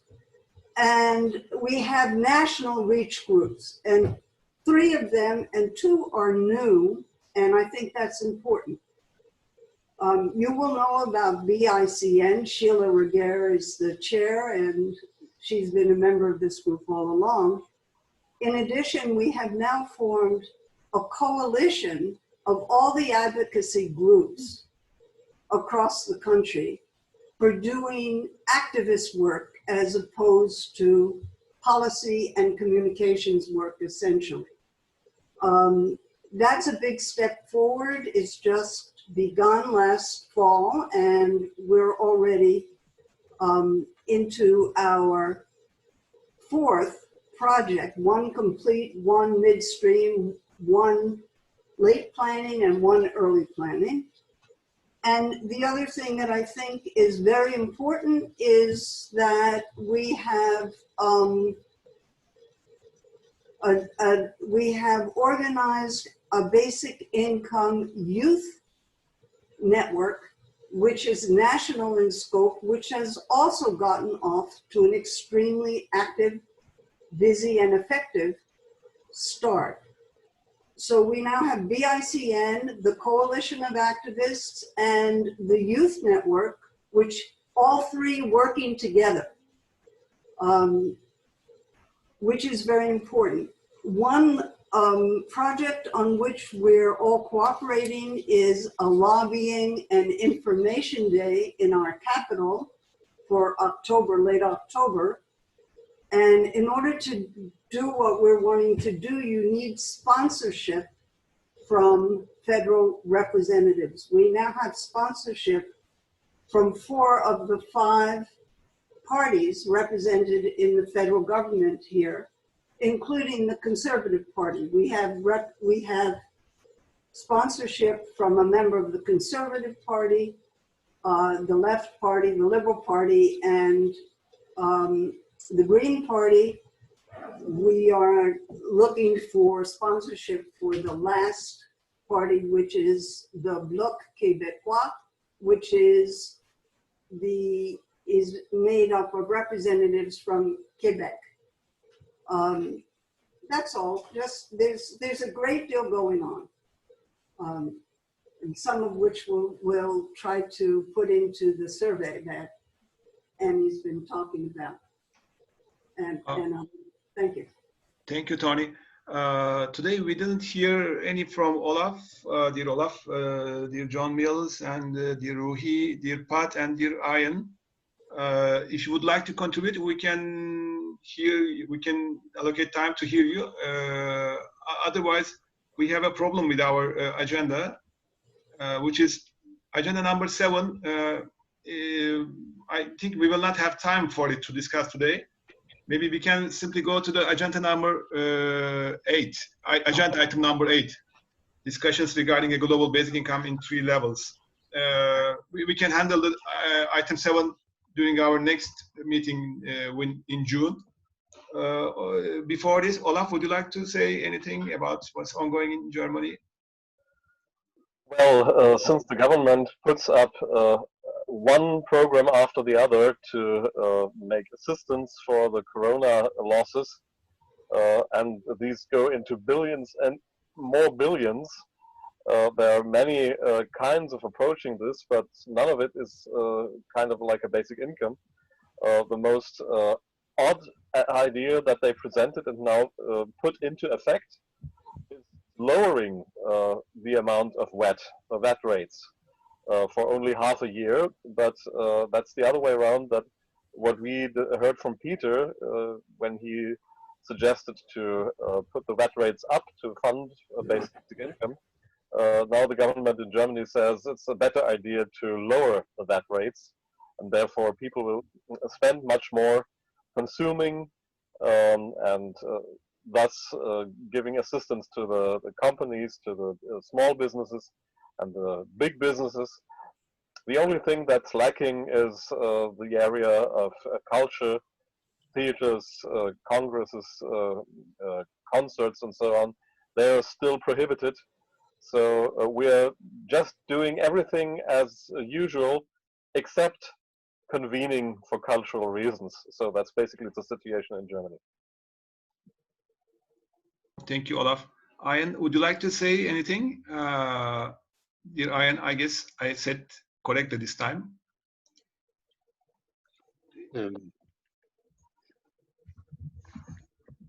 Yeah, please. Each time you get it wrong. It's Again, Ian. wrong. Ian, oh. Sorry. In New Zealand, we no longer have any COVID-19. It's been eliminated, we hope. The borders are still closed, so it's very difficult to get into New Zealand, so we're hoping to keep the virus out. The government has instituted a new benefit for people who have lost their jobs since the virus first arrived here. So as a result of the virus. Now this new benefit is a little bit towards a basic income, but not nearly enough. It's not really a basic income at all. It's the difference between the job seeker support at the moment is that you can receive the new benefit regardless of any income that your spouse might be receiving.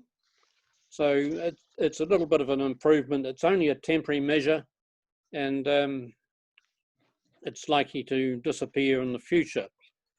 Apart from that, I don't think there's very much to report. The government is sort of being very cagey on whether they may or may not introduce a basic income.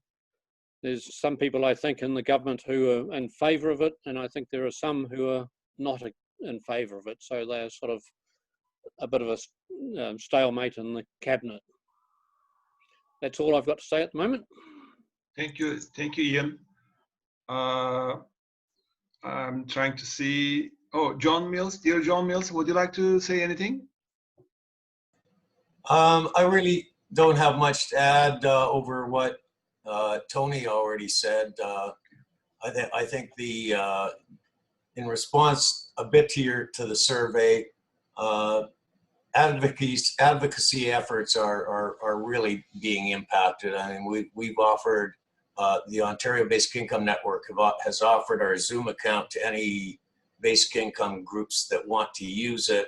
And we've had a little bit of take up on that. But it's been really hard for the local groups to stay really active, although there's been a lot of planning going on, and we're hoping that once it opens up a little bit, that the planning carries on and turns into action. Oh, thank you, John. I guess we had the chance to hear all of our friends except Pat. If you would like to add something else, you can at any time, but let's continue with our agenda. We will have the discussion regarding number 7 in our next meeting, but let's discuss a proposal by Pat.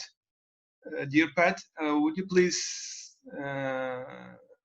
tell more details about your agenda item or proposition? Okay, thank you. New here, I'm Pat from Belgium, and I wanted to propose an idea to implement international basic income. So, because all countries are having different living standards, I should propose to the first level should be a global unconditional basic income started up by the United Nations. So we have a lot of international organizations like UNESCO, UNICEF. They all are giving money to the governments, and it's not reaching the people. So, and especially now with the pandemic, the majority of the population is obligated and forced to stay in the homes without income. So they have the choice to starving or to risk to come out of houses to search an income and to risk to get in prison or worse. So it's now the moment to how can we organize these international organizations to start up a global basic income, first from a link to the poverty line, I think $2 a day. And they can put it directly on the cell phone. because in Africa, it's people are used to use the cell phone to pay. So I think it's very easy to do that, to organize it. That should be the first level. So the second level should be the continental, the European Union, the African Union, who can bypass the standard living. So, for example, European Union, the poverty line in European Union is €200 a month. So they can give to all Europeans €200 a month. And then the third level should be the national level. And like this, we can get a global system of a social security that can solve poverty, that can solve women that has to do prostitution to survive. There is a lot of good things that can happen to the world. So with that system, the refugees, the flow of refugees gonna stop. That will mean that right populists cannot fear any more population. They cannot win elections anymore because that fear. They're gonna be fair trade. Like in Bangladesh, there are women working for $1 a day. If UN can give $2 a day, salary gonna be fair. So there are a lot of transitions, but the question is, how can we force UN to start it up? Because a global universal income can save humankind, especially now with the pandemic. Because you cannot solve in development countries the pandemic because people cannot stay at home. They have to get home to get income, to survive. So that's an idea I wanted to propose. I want to hear your opinion.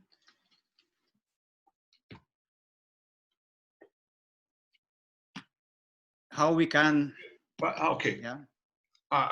If you are finished, we can ask for contributions from our friends. Yes. Peter would like to contribute, but I would like to make something clear. When you mention these three levels, should I understand that these three levels should be there at the same time? No. Priority as the international level. Because, yeah, yes, because if you start with a national level, then you create a sort of elite that have already a basic income while development countries have nothing. Okay. Okay, let's hear our friends and then we will continue. I will have some questions. Dear Olaf would like to contribute. Dear Olaf? Where is Olaf? I think Peter was before me, if that's correct. Now after you. I see.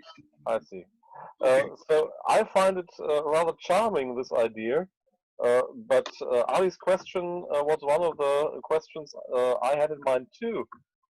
Wouldn't it be great if these were in place at the same time, so that, for example, a person that lives based in the European Union would receive from the UN $1 per day, perhaps, €200 from the European Union, and a certain amount from the national government where he or she lives in, so that each single individual has a connection to all of these national and supranational entities, so to get a conscience about that we are all on one planet together. So the obstacle to this is that many nations, I suppose, do not have a proper citizens registry process in place. For example, we are hearing now about the elections coming up in the US, and the voter registration process is so difficult because they have to do the registration before voting because they're not already on register. And so the UN wouldn't be able to deliver to each US citizen their $1 US, for example, because they wouldn't know who they are and where to what smartphone to deliver on what app. So I think this is an obstacle that should be discussed, and we could only make suggestions. I think we could not really do something that makes this happen. Thank you, Olaf. Dear Peter? Peter, are you there? Okay. Yeah, thanks very much, Pat. This is absolutely crucial. Africa hasn't really got the. I mean, there are about 1,000 cases in most of the countries down there at the moment, but it's inevitable, you know, with the inability to feed yourself under lockdown. You know, this is absolutely crucial that the rest of the world supports getting them at least an emergency, but I'm hoping a long-term basic income. The ideas put forward by Paul Harnett, he's been working on this for years with the UN as being the agency that would support this. And we did discuss this within the UN letter that went out to the Secretary General. Now, eventually we decided that the UN was a better agency for handling the ones that could not afford it, rather than everybody. I mean, there's a lot of countries that would object to the UN getting involved in other people's, their citizens' bank accounts. So it becomes like if you want your people to live, then agree that the UN can put the money basically straight into their accounts so that we bypass the government bureaucracy and the losses that come from that. So the UN is the right agency as far as we're concerned, but not for a worldwide. So we're really just trying to cover the ones that can't do it. The other countries have the choice and they have the capacity to do it. So we've based that on GDP per capita. So there's 30 nations that we've really identified that there's no way that they can do it on their own bat, which is a little bit, well, it's a lot to do with what our work has been with the UN letter. Please have a read of it if you haven't, Pat.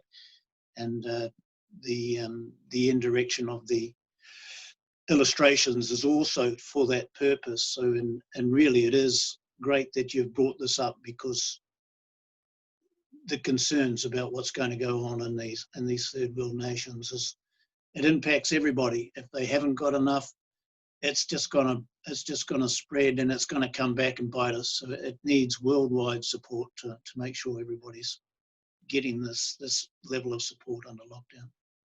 So yeah, thank you. Thank you, Peter.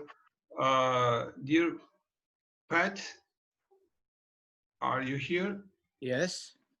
Okay, dear Pat, let's hear contributions from Gerder too. Maybe you can answer all of them, or you can comment after Gerder's contribution. Dear Gerder. Yeah, well, I thank you, Pat. I really so sincerely agree to everything you said. And I think that we have to do one thing. We have to start approaching those super rich people who are PRing their own names, always in the name of charity, philanthropy, and I don't know what. We should make a list of all those people and have it official and dare them to participate, dare them to be a part of UBI, and make it like a discussion point and promotion, but see who is really participating. We are talking here about Amazon, we are talking about Google, Facebook, Bill Gates, and all these kind of people, and it will drag out those billionaires in hiding also. So because there'll be suggestions about it, and then we will kind of make up a global mailing list of these billionaires, the philanthropists who are hijacking democracy. And this is what we really have to do. And I think that, for example, if we study what Sarath Dhawan did in India when he was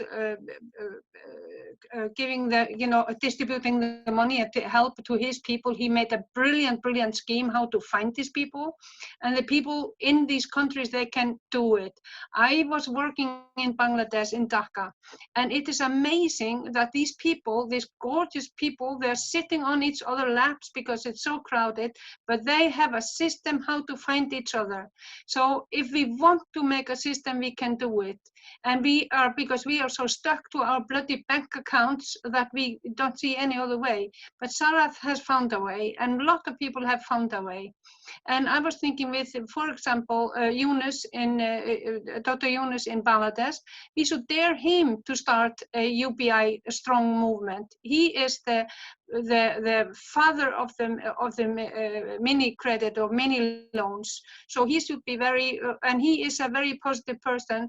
And we dare those goodies, what we call like the Pope and Yunus and these good people to participate in this movement and to list them up there. The money is hidden in private possession. Just you see what happened with Notre Dame. When Notre Dame burned out, the day after, there were trillions of dollars to rebuild Notre Dame. So the money is there, and the people, it is in private property also. So I think that we should really go that way to make like I said, the charity unions, UNESCO, all these people there. They are working on giving and helping and everything, and their work, for example, would be totally different if their clients would have basic income. Then they can start on a totally different level with their help to help people, to service them in a way. So this is my suggestion, that we really challenge the rich, the billionaires. And they can choose a country to start with, or make it universal, like we're saying, that it would all go into a universal pot to start with, but at least give them a chance to show their generosity. That was it. Yes, I agree. Yes.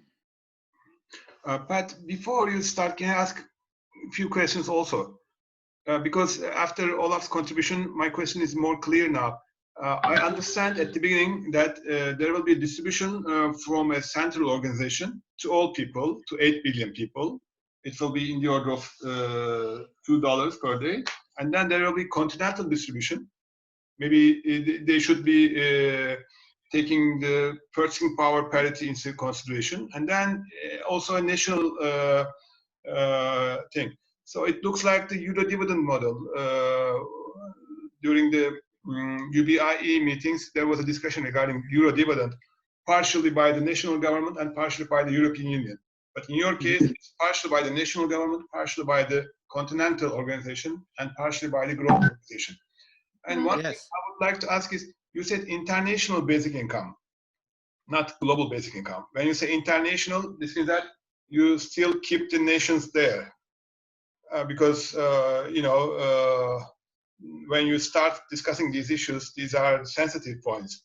I mean, some people, when they hear about the global something, they start thinking some other details.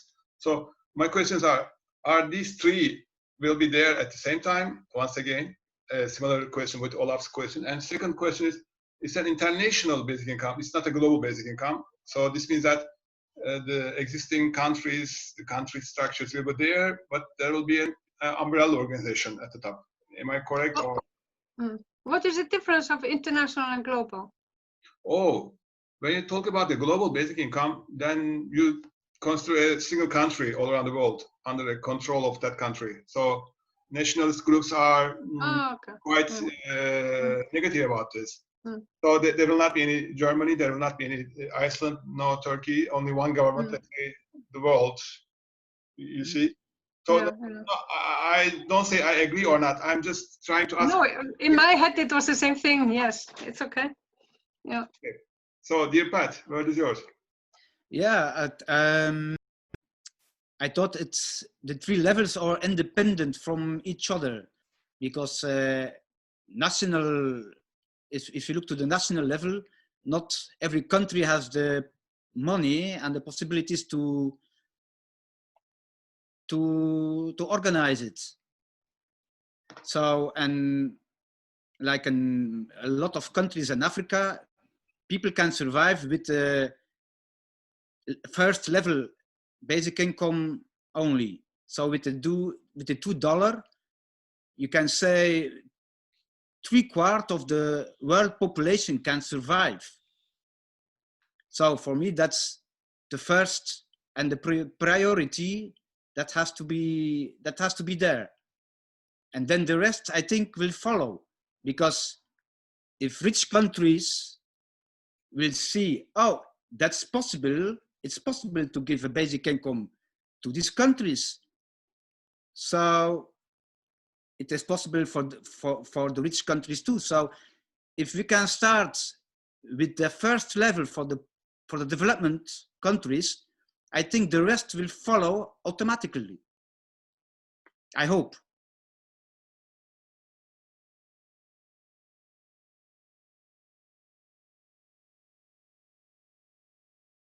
I see dear Eduardo is here. He just joined. Dear Eduardo, it was a very beneficial meeting today.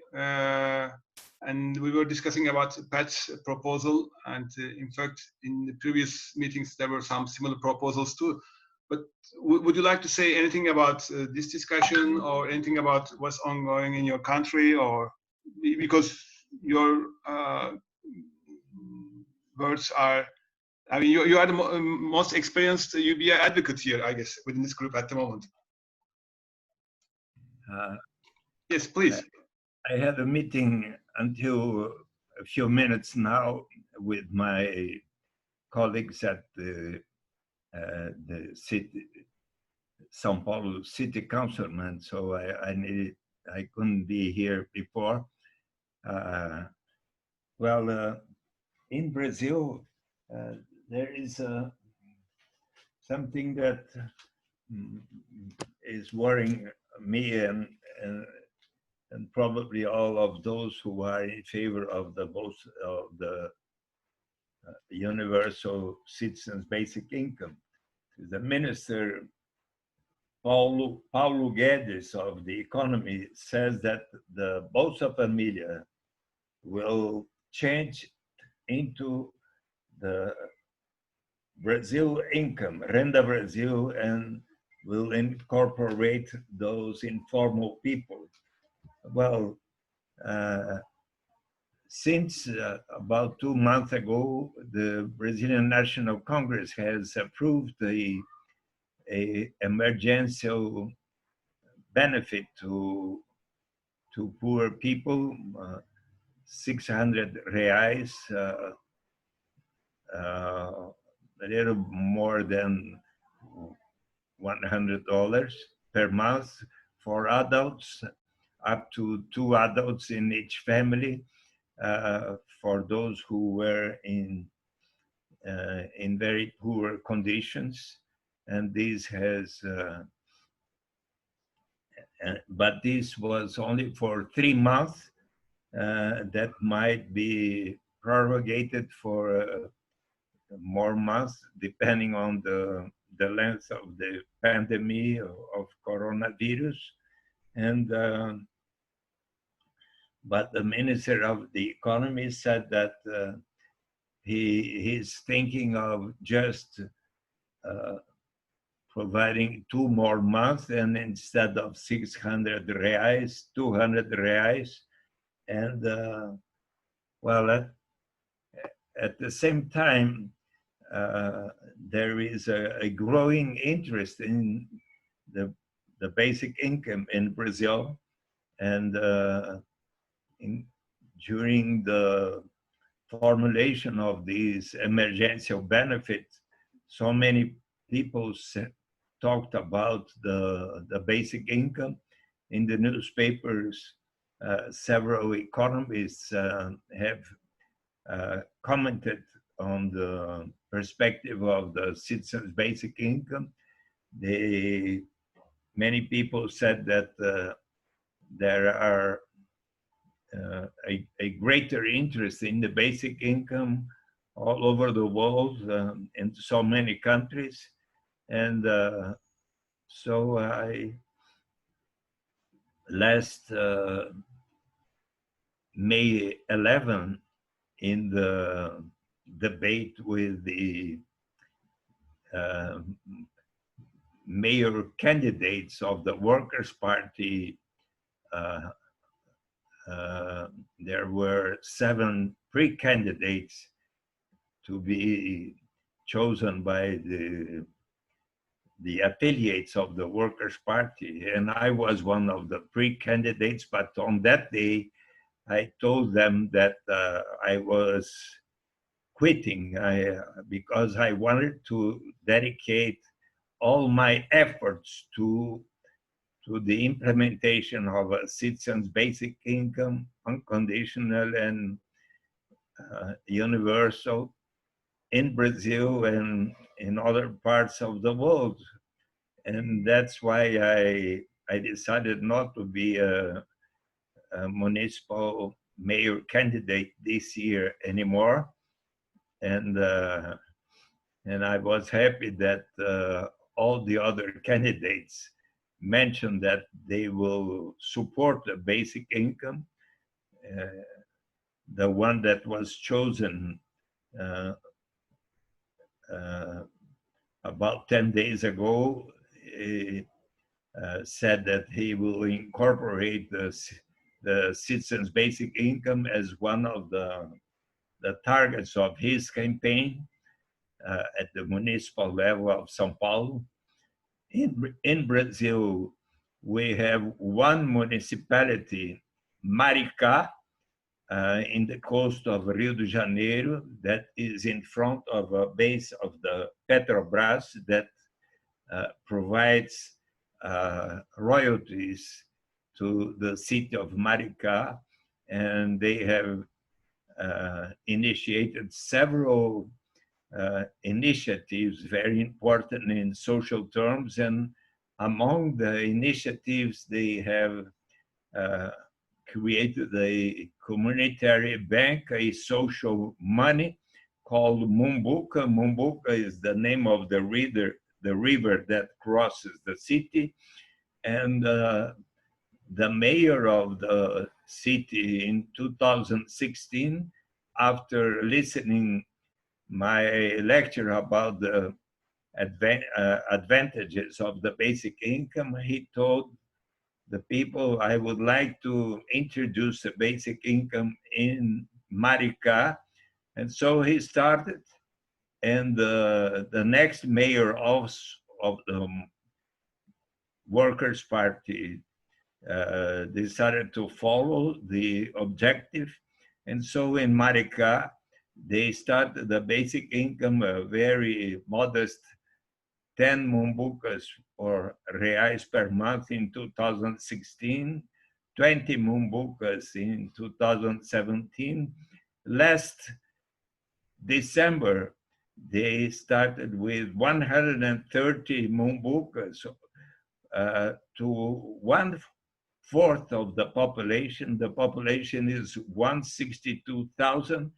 So 42,000 people started to receive 130 mumbucas. From April on, this sum of the basic income is 300 mumbucas per month. The perspective, the plan of the municipality is that by December, half of the 162,000, it will be a little bit more, will be receiving the basic income. And by 2024, that is the end of the next mayor term, the plan is that the whole city, all inhabitants, today 162, it will be a little bit more, all of them will be receiving universally the citizens' basic income. So this is a pioneer example. The Jain Family Institute, based in the United States, is organizing a research to compare the basic income experiences in local places such as Stockton, but there they have, I believe, 130 people that were chosen to receive about $550 per month this year, and perhaps other places where initiatives are going on.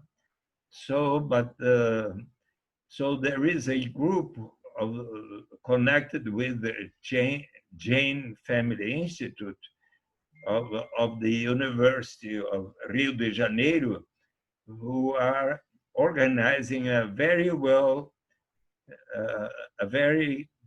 careful research about the effects of the citizens' basic income in Maricá. They will interview in a very organized way many inhabitants, a very good sample of the population. And so in a few years, you will have the results of a pioneer citizens' basic income in a Brazilian city of average size, Maricá, and this might encourage other cities to follow the example, including São Paulo. But I would like to tell you, when I was in Hyderabad, I had a conversation with Guy Standing, Philip Vampares, Carl Weiderkist, and at that day, I was telling them about the perspective of being a mayor candidate in São Paulo, but especially Guy Standing said, well, you may now dedicate yourself mainly to the purpose of the citizens' basic income in Brazil everywhere. So I would like to tell you, during this, during the last 2 months of being at home the whole day, I have made about 3 to 6 live conversations such as this one that we are having now, and I have made more than 100, and I believe that this is the 123rd conversation in the past 2 months, all of them speaking about the advantages of the citizens' basic income. So, and I have suggested to have a live conversation with President Lula next June 21st about the citizens' basic income, because he was the president who sanctioned the law 10,835 of 2004 to institute step by step the citizens' basic income, universal and unconditional in Brazil, taking into account first those most in need, such as the Bolsa Família does it, such as the extraordinary benefit now does it, But one day, according to the law, we will have it for the whole population, including foreigners living in Brazil for 5 years or more. And so I suggested, because about 3 weeks ago, Lula said, well, I would like to have a conversation with you about the basic income. So I suggested June 21st, because it is my birthday day. I will be 79 years old. And so I would like to tell you, my friends of the, that are the friends of the basic income cause, that I will do my best to see the Citizens Basic Income instituted in Brazil during my lifetime, okay? My embrace to all of you. It will be very, thank you very much. But I guess Olaf would like to ask a question. Dear Olaf. Yes, thank you very much, Eduardo. It is always a pleasure listening to you. And I understand that you are always giving us a tale about the silver lining, about what good news is there to be heard. But on a little sad note, I would like to ask you, we are here in Germany hearing horrifying stories about your current president, Bolsonaro. And you're telling about municipalities that are discussing to introduce a basic income on the municipal level. So my question is, in what respect and how could the president of Brazil and his administration interfere with municipalities that were to introduce a basic income? Because as far as I would understand it, this president would oppose any such scheme or model. So I am a little bit afraid about conflicts that could occur.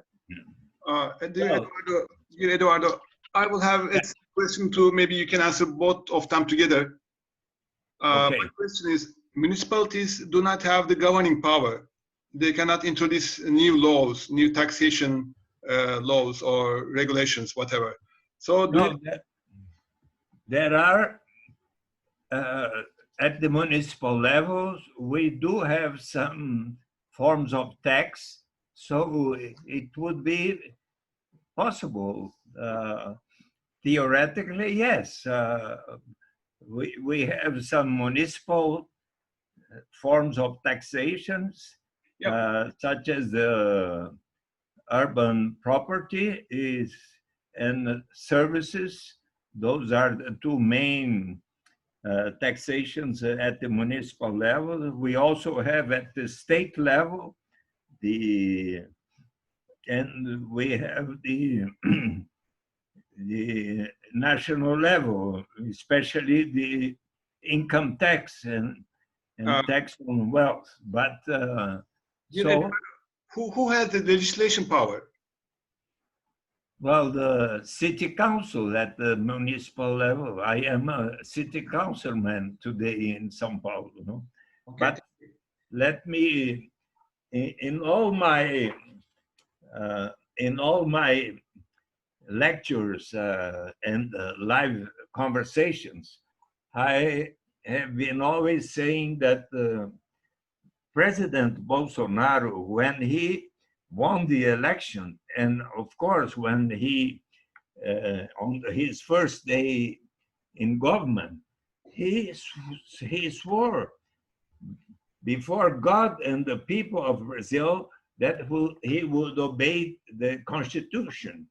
The Brazilian Constitution says in his Article 3rd, the fundamental objectives of the peoples of the Brazil Federative Republic is to build a free, just, and solidarity society to guarantee the national development, eradicate poverty and marginalization, and reduce the social inequalities and regional inequalities, promote the well-being of all without any discriminations of origin, race, sex, color, age, and any other forms of discrimination. And in his program that was placed at the Electoral Supreme Court, he says at a certain point that he will provide a minimum income to all the Brazilian families, like those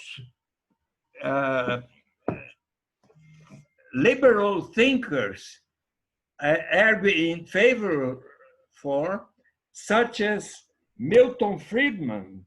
Well, let me tell you that in the year 2000, I had an interview with James Tobin, Amartya Sen, and Milton Friedman, with each one of them. And I asked Milton Friedman some questions that are published in my book, The Citizen's Income, The Exit is Through the Door. And one of my questions to Professor Milton Friedman in the year 2000, he was alive, is how do you evaluate the proposition of a basic income or a citizen income compared to the alternative of a negative income tax? His answer is a basic income or a citizen's income is not an alternative to the negative income tax. Is simply another form of introducing a negative income tax if it is accompanied by a positive income tax without exemption. And Philip Van Paris, it is written here in my pages, says, commenting about this, this is a clear affirmation of the formal equivalence of the two schemes, that what suggests that Milton Friedman is in favor of one proposal as well as of the other. So I have been arguing that if Jair Bolsonaro really wants to obey to what he has swear, he must introduce the citizen's basic income. But perhaps you, and I've been also trying to persuade him. May I have 2 seconds, please?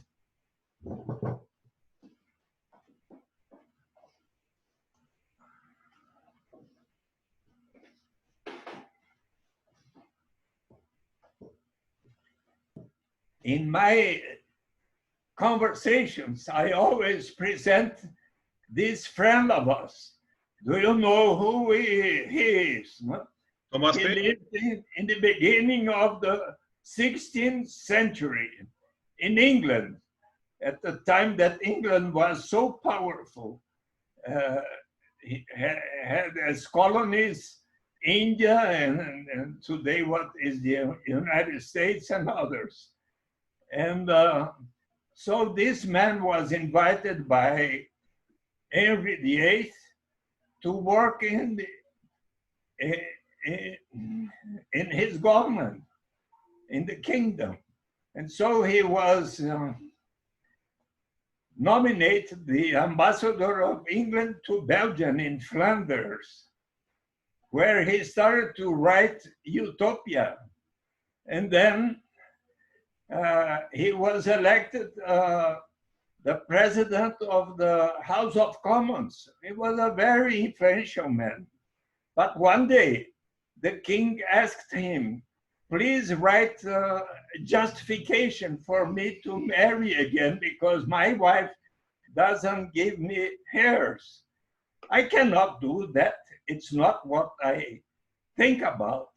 And if you go to London and visit the parliament, you can see to your left at the entrance, a very big place, like a cathedral without benches. in a circle at the middle. At this place, Thomas More was judged and condemned because of that refuse, and then he was decapitated. But before that, he wrote Utopia, and in the first book of Utopia, you had the conversation of Cardinal Morton with several friends, and they were debating about the death penalty that had not contributed to diminish the criminality in England, the thefts, assassinations, robberies, and so on. And so Rafael Itlodeu, the Portuguese traveler, Itlodeu is a storyteller, told the cardinal and the others, much more efficient than having no other alternative than to first become a robber and then to be transformed into a corpse, a dead man, is to provide the survival of the people. And based on that reflection, Juan Luis Vives of Spain wrote to the mayor of Bruges, de subventione pauperum desivi necessitatis, where for the first time he proposed a basic income or the possibility of survival of all inhabitants of Bruges. That's why I am, well, I'm trying to persuade the president that, because he says recently that he would like to arm all the Brazilian people. He wants to distribute arms. Well, much better than distributing arms is to provide the right of survival of the whole population of Brazil, 212 million people today. But I will continue my struggle with the help of all of you. Thank you, Alex.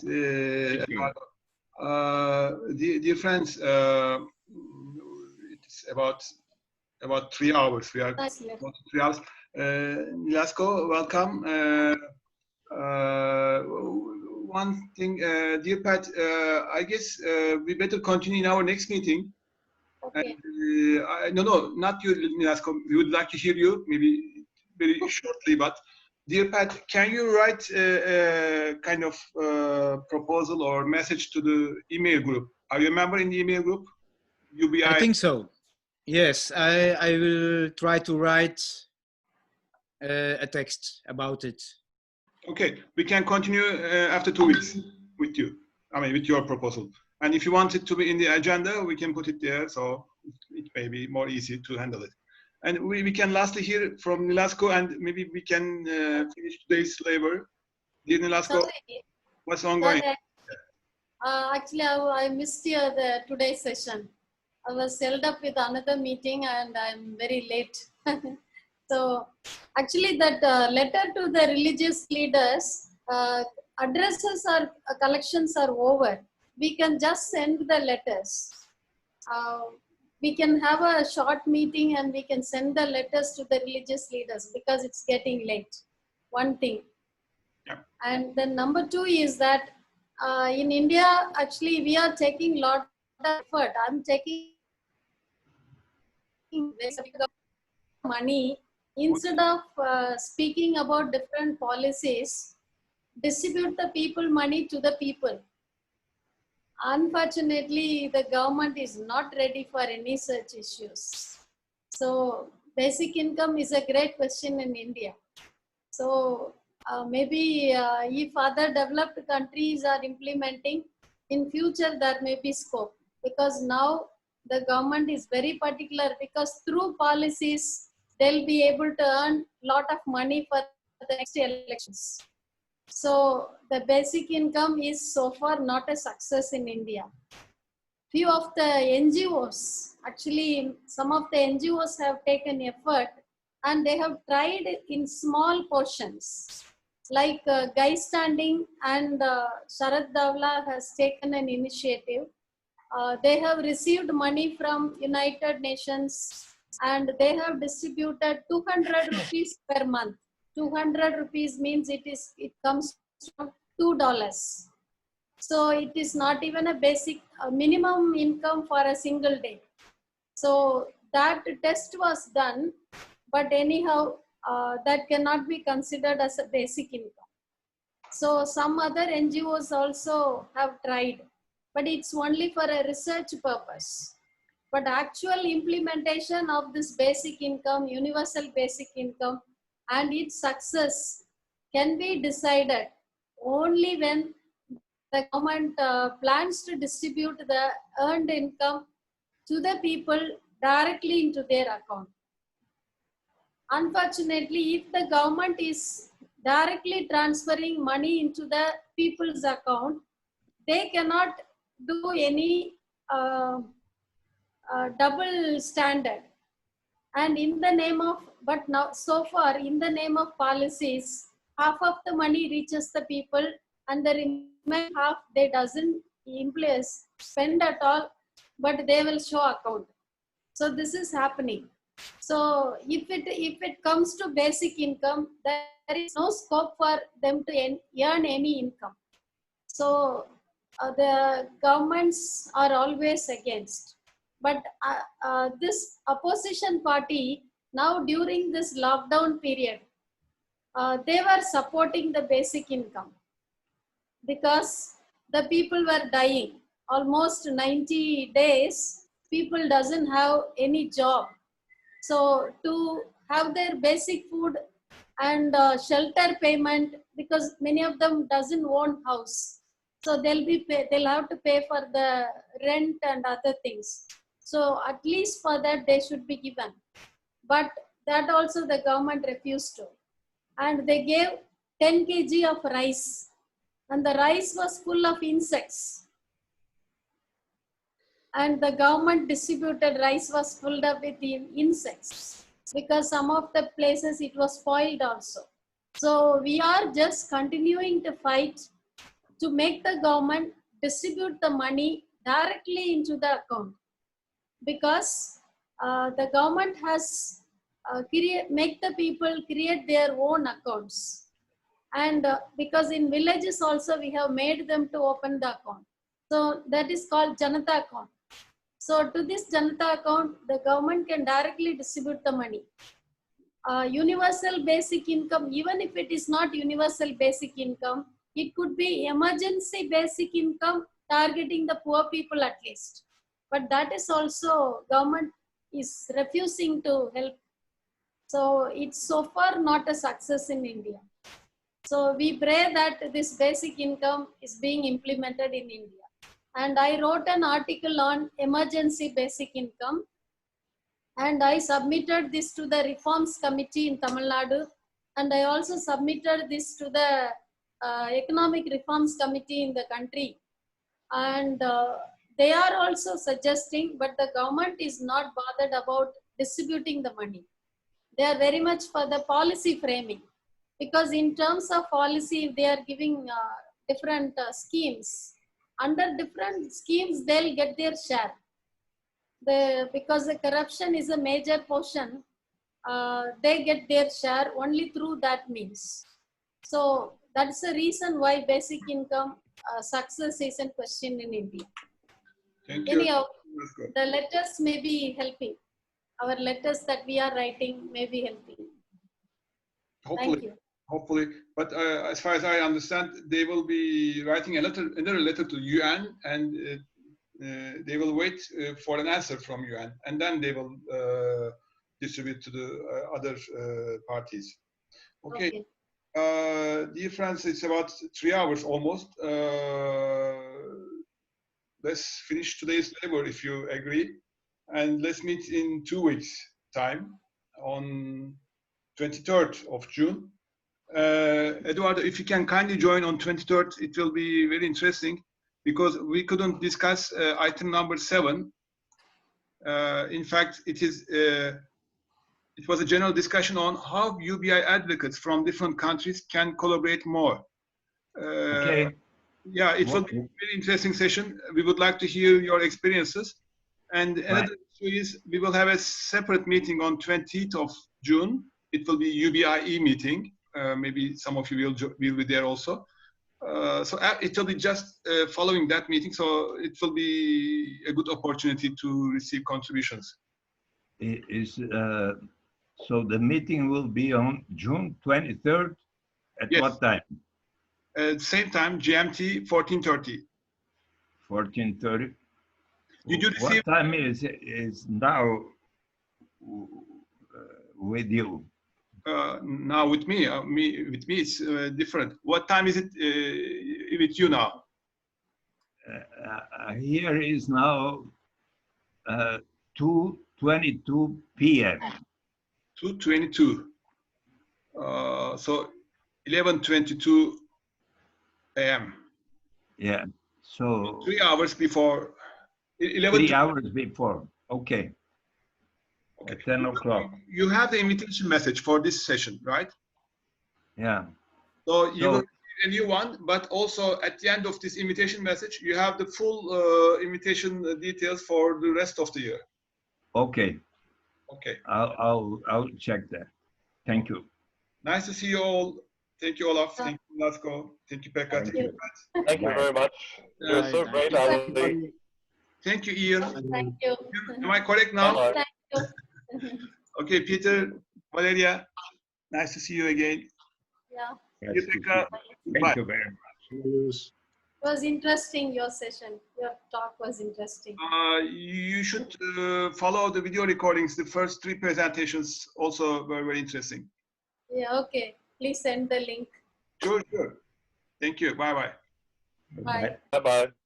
Bye. Okay, good evening, good afternoon, good morning, wherever you are. This is good night for me.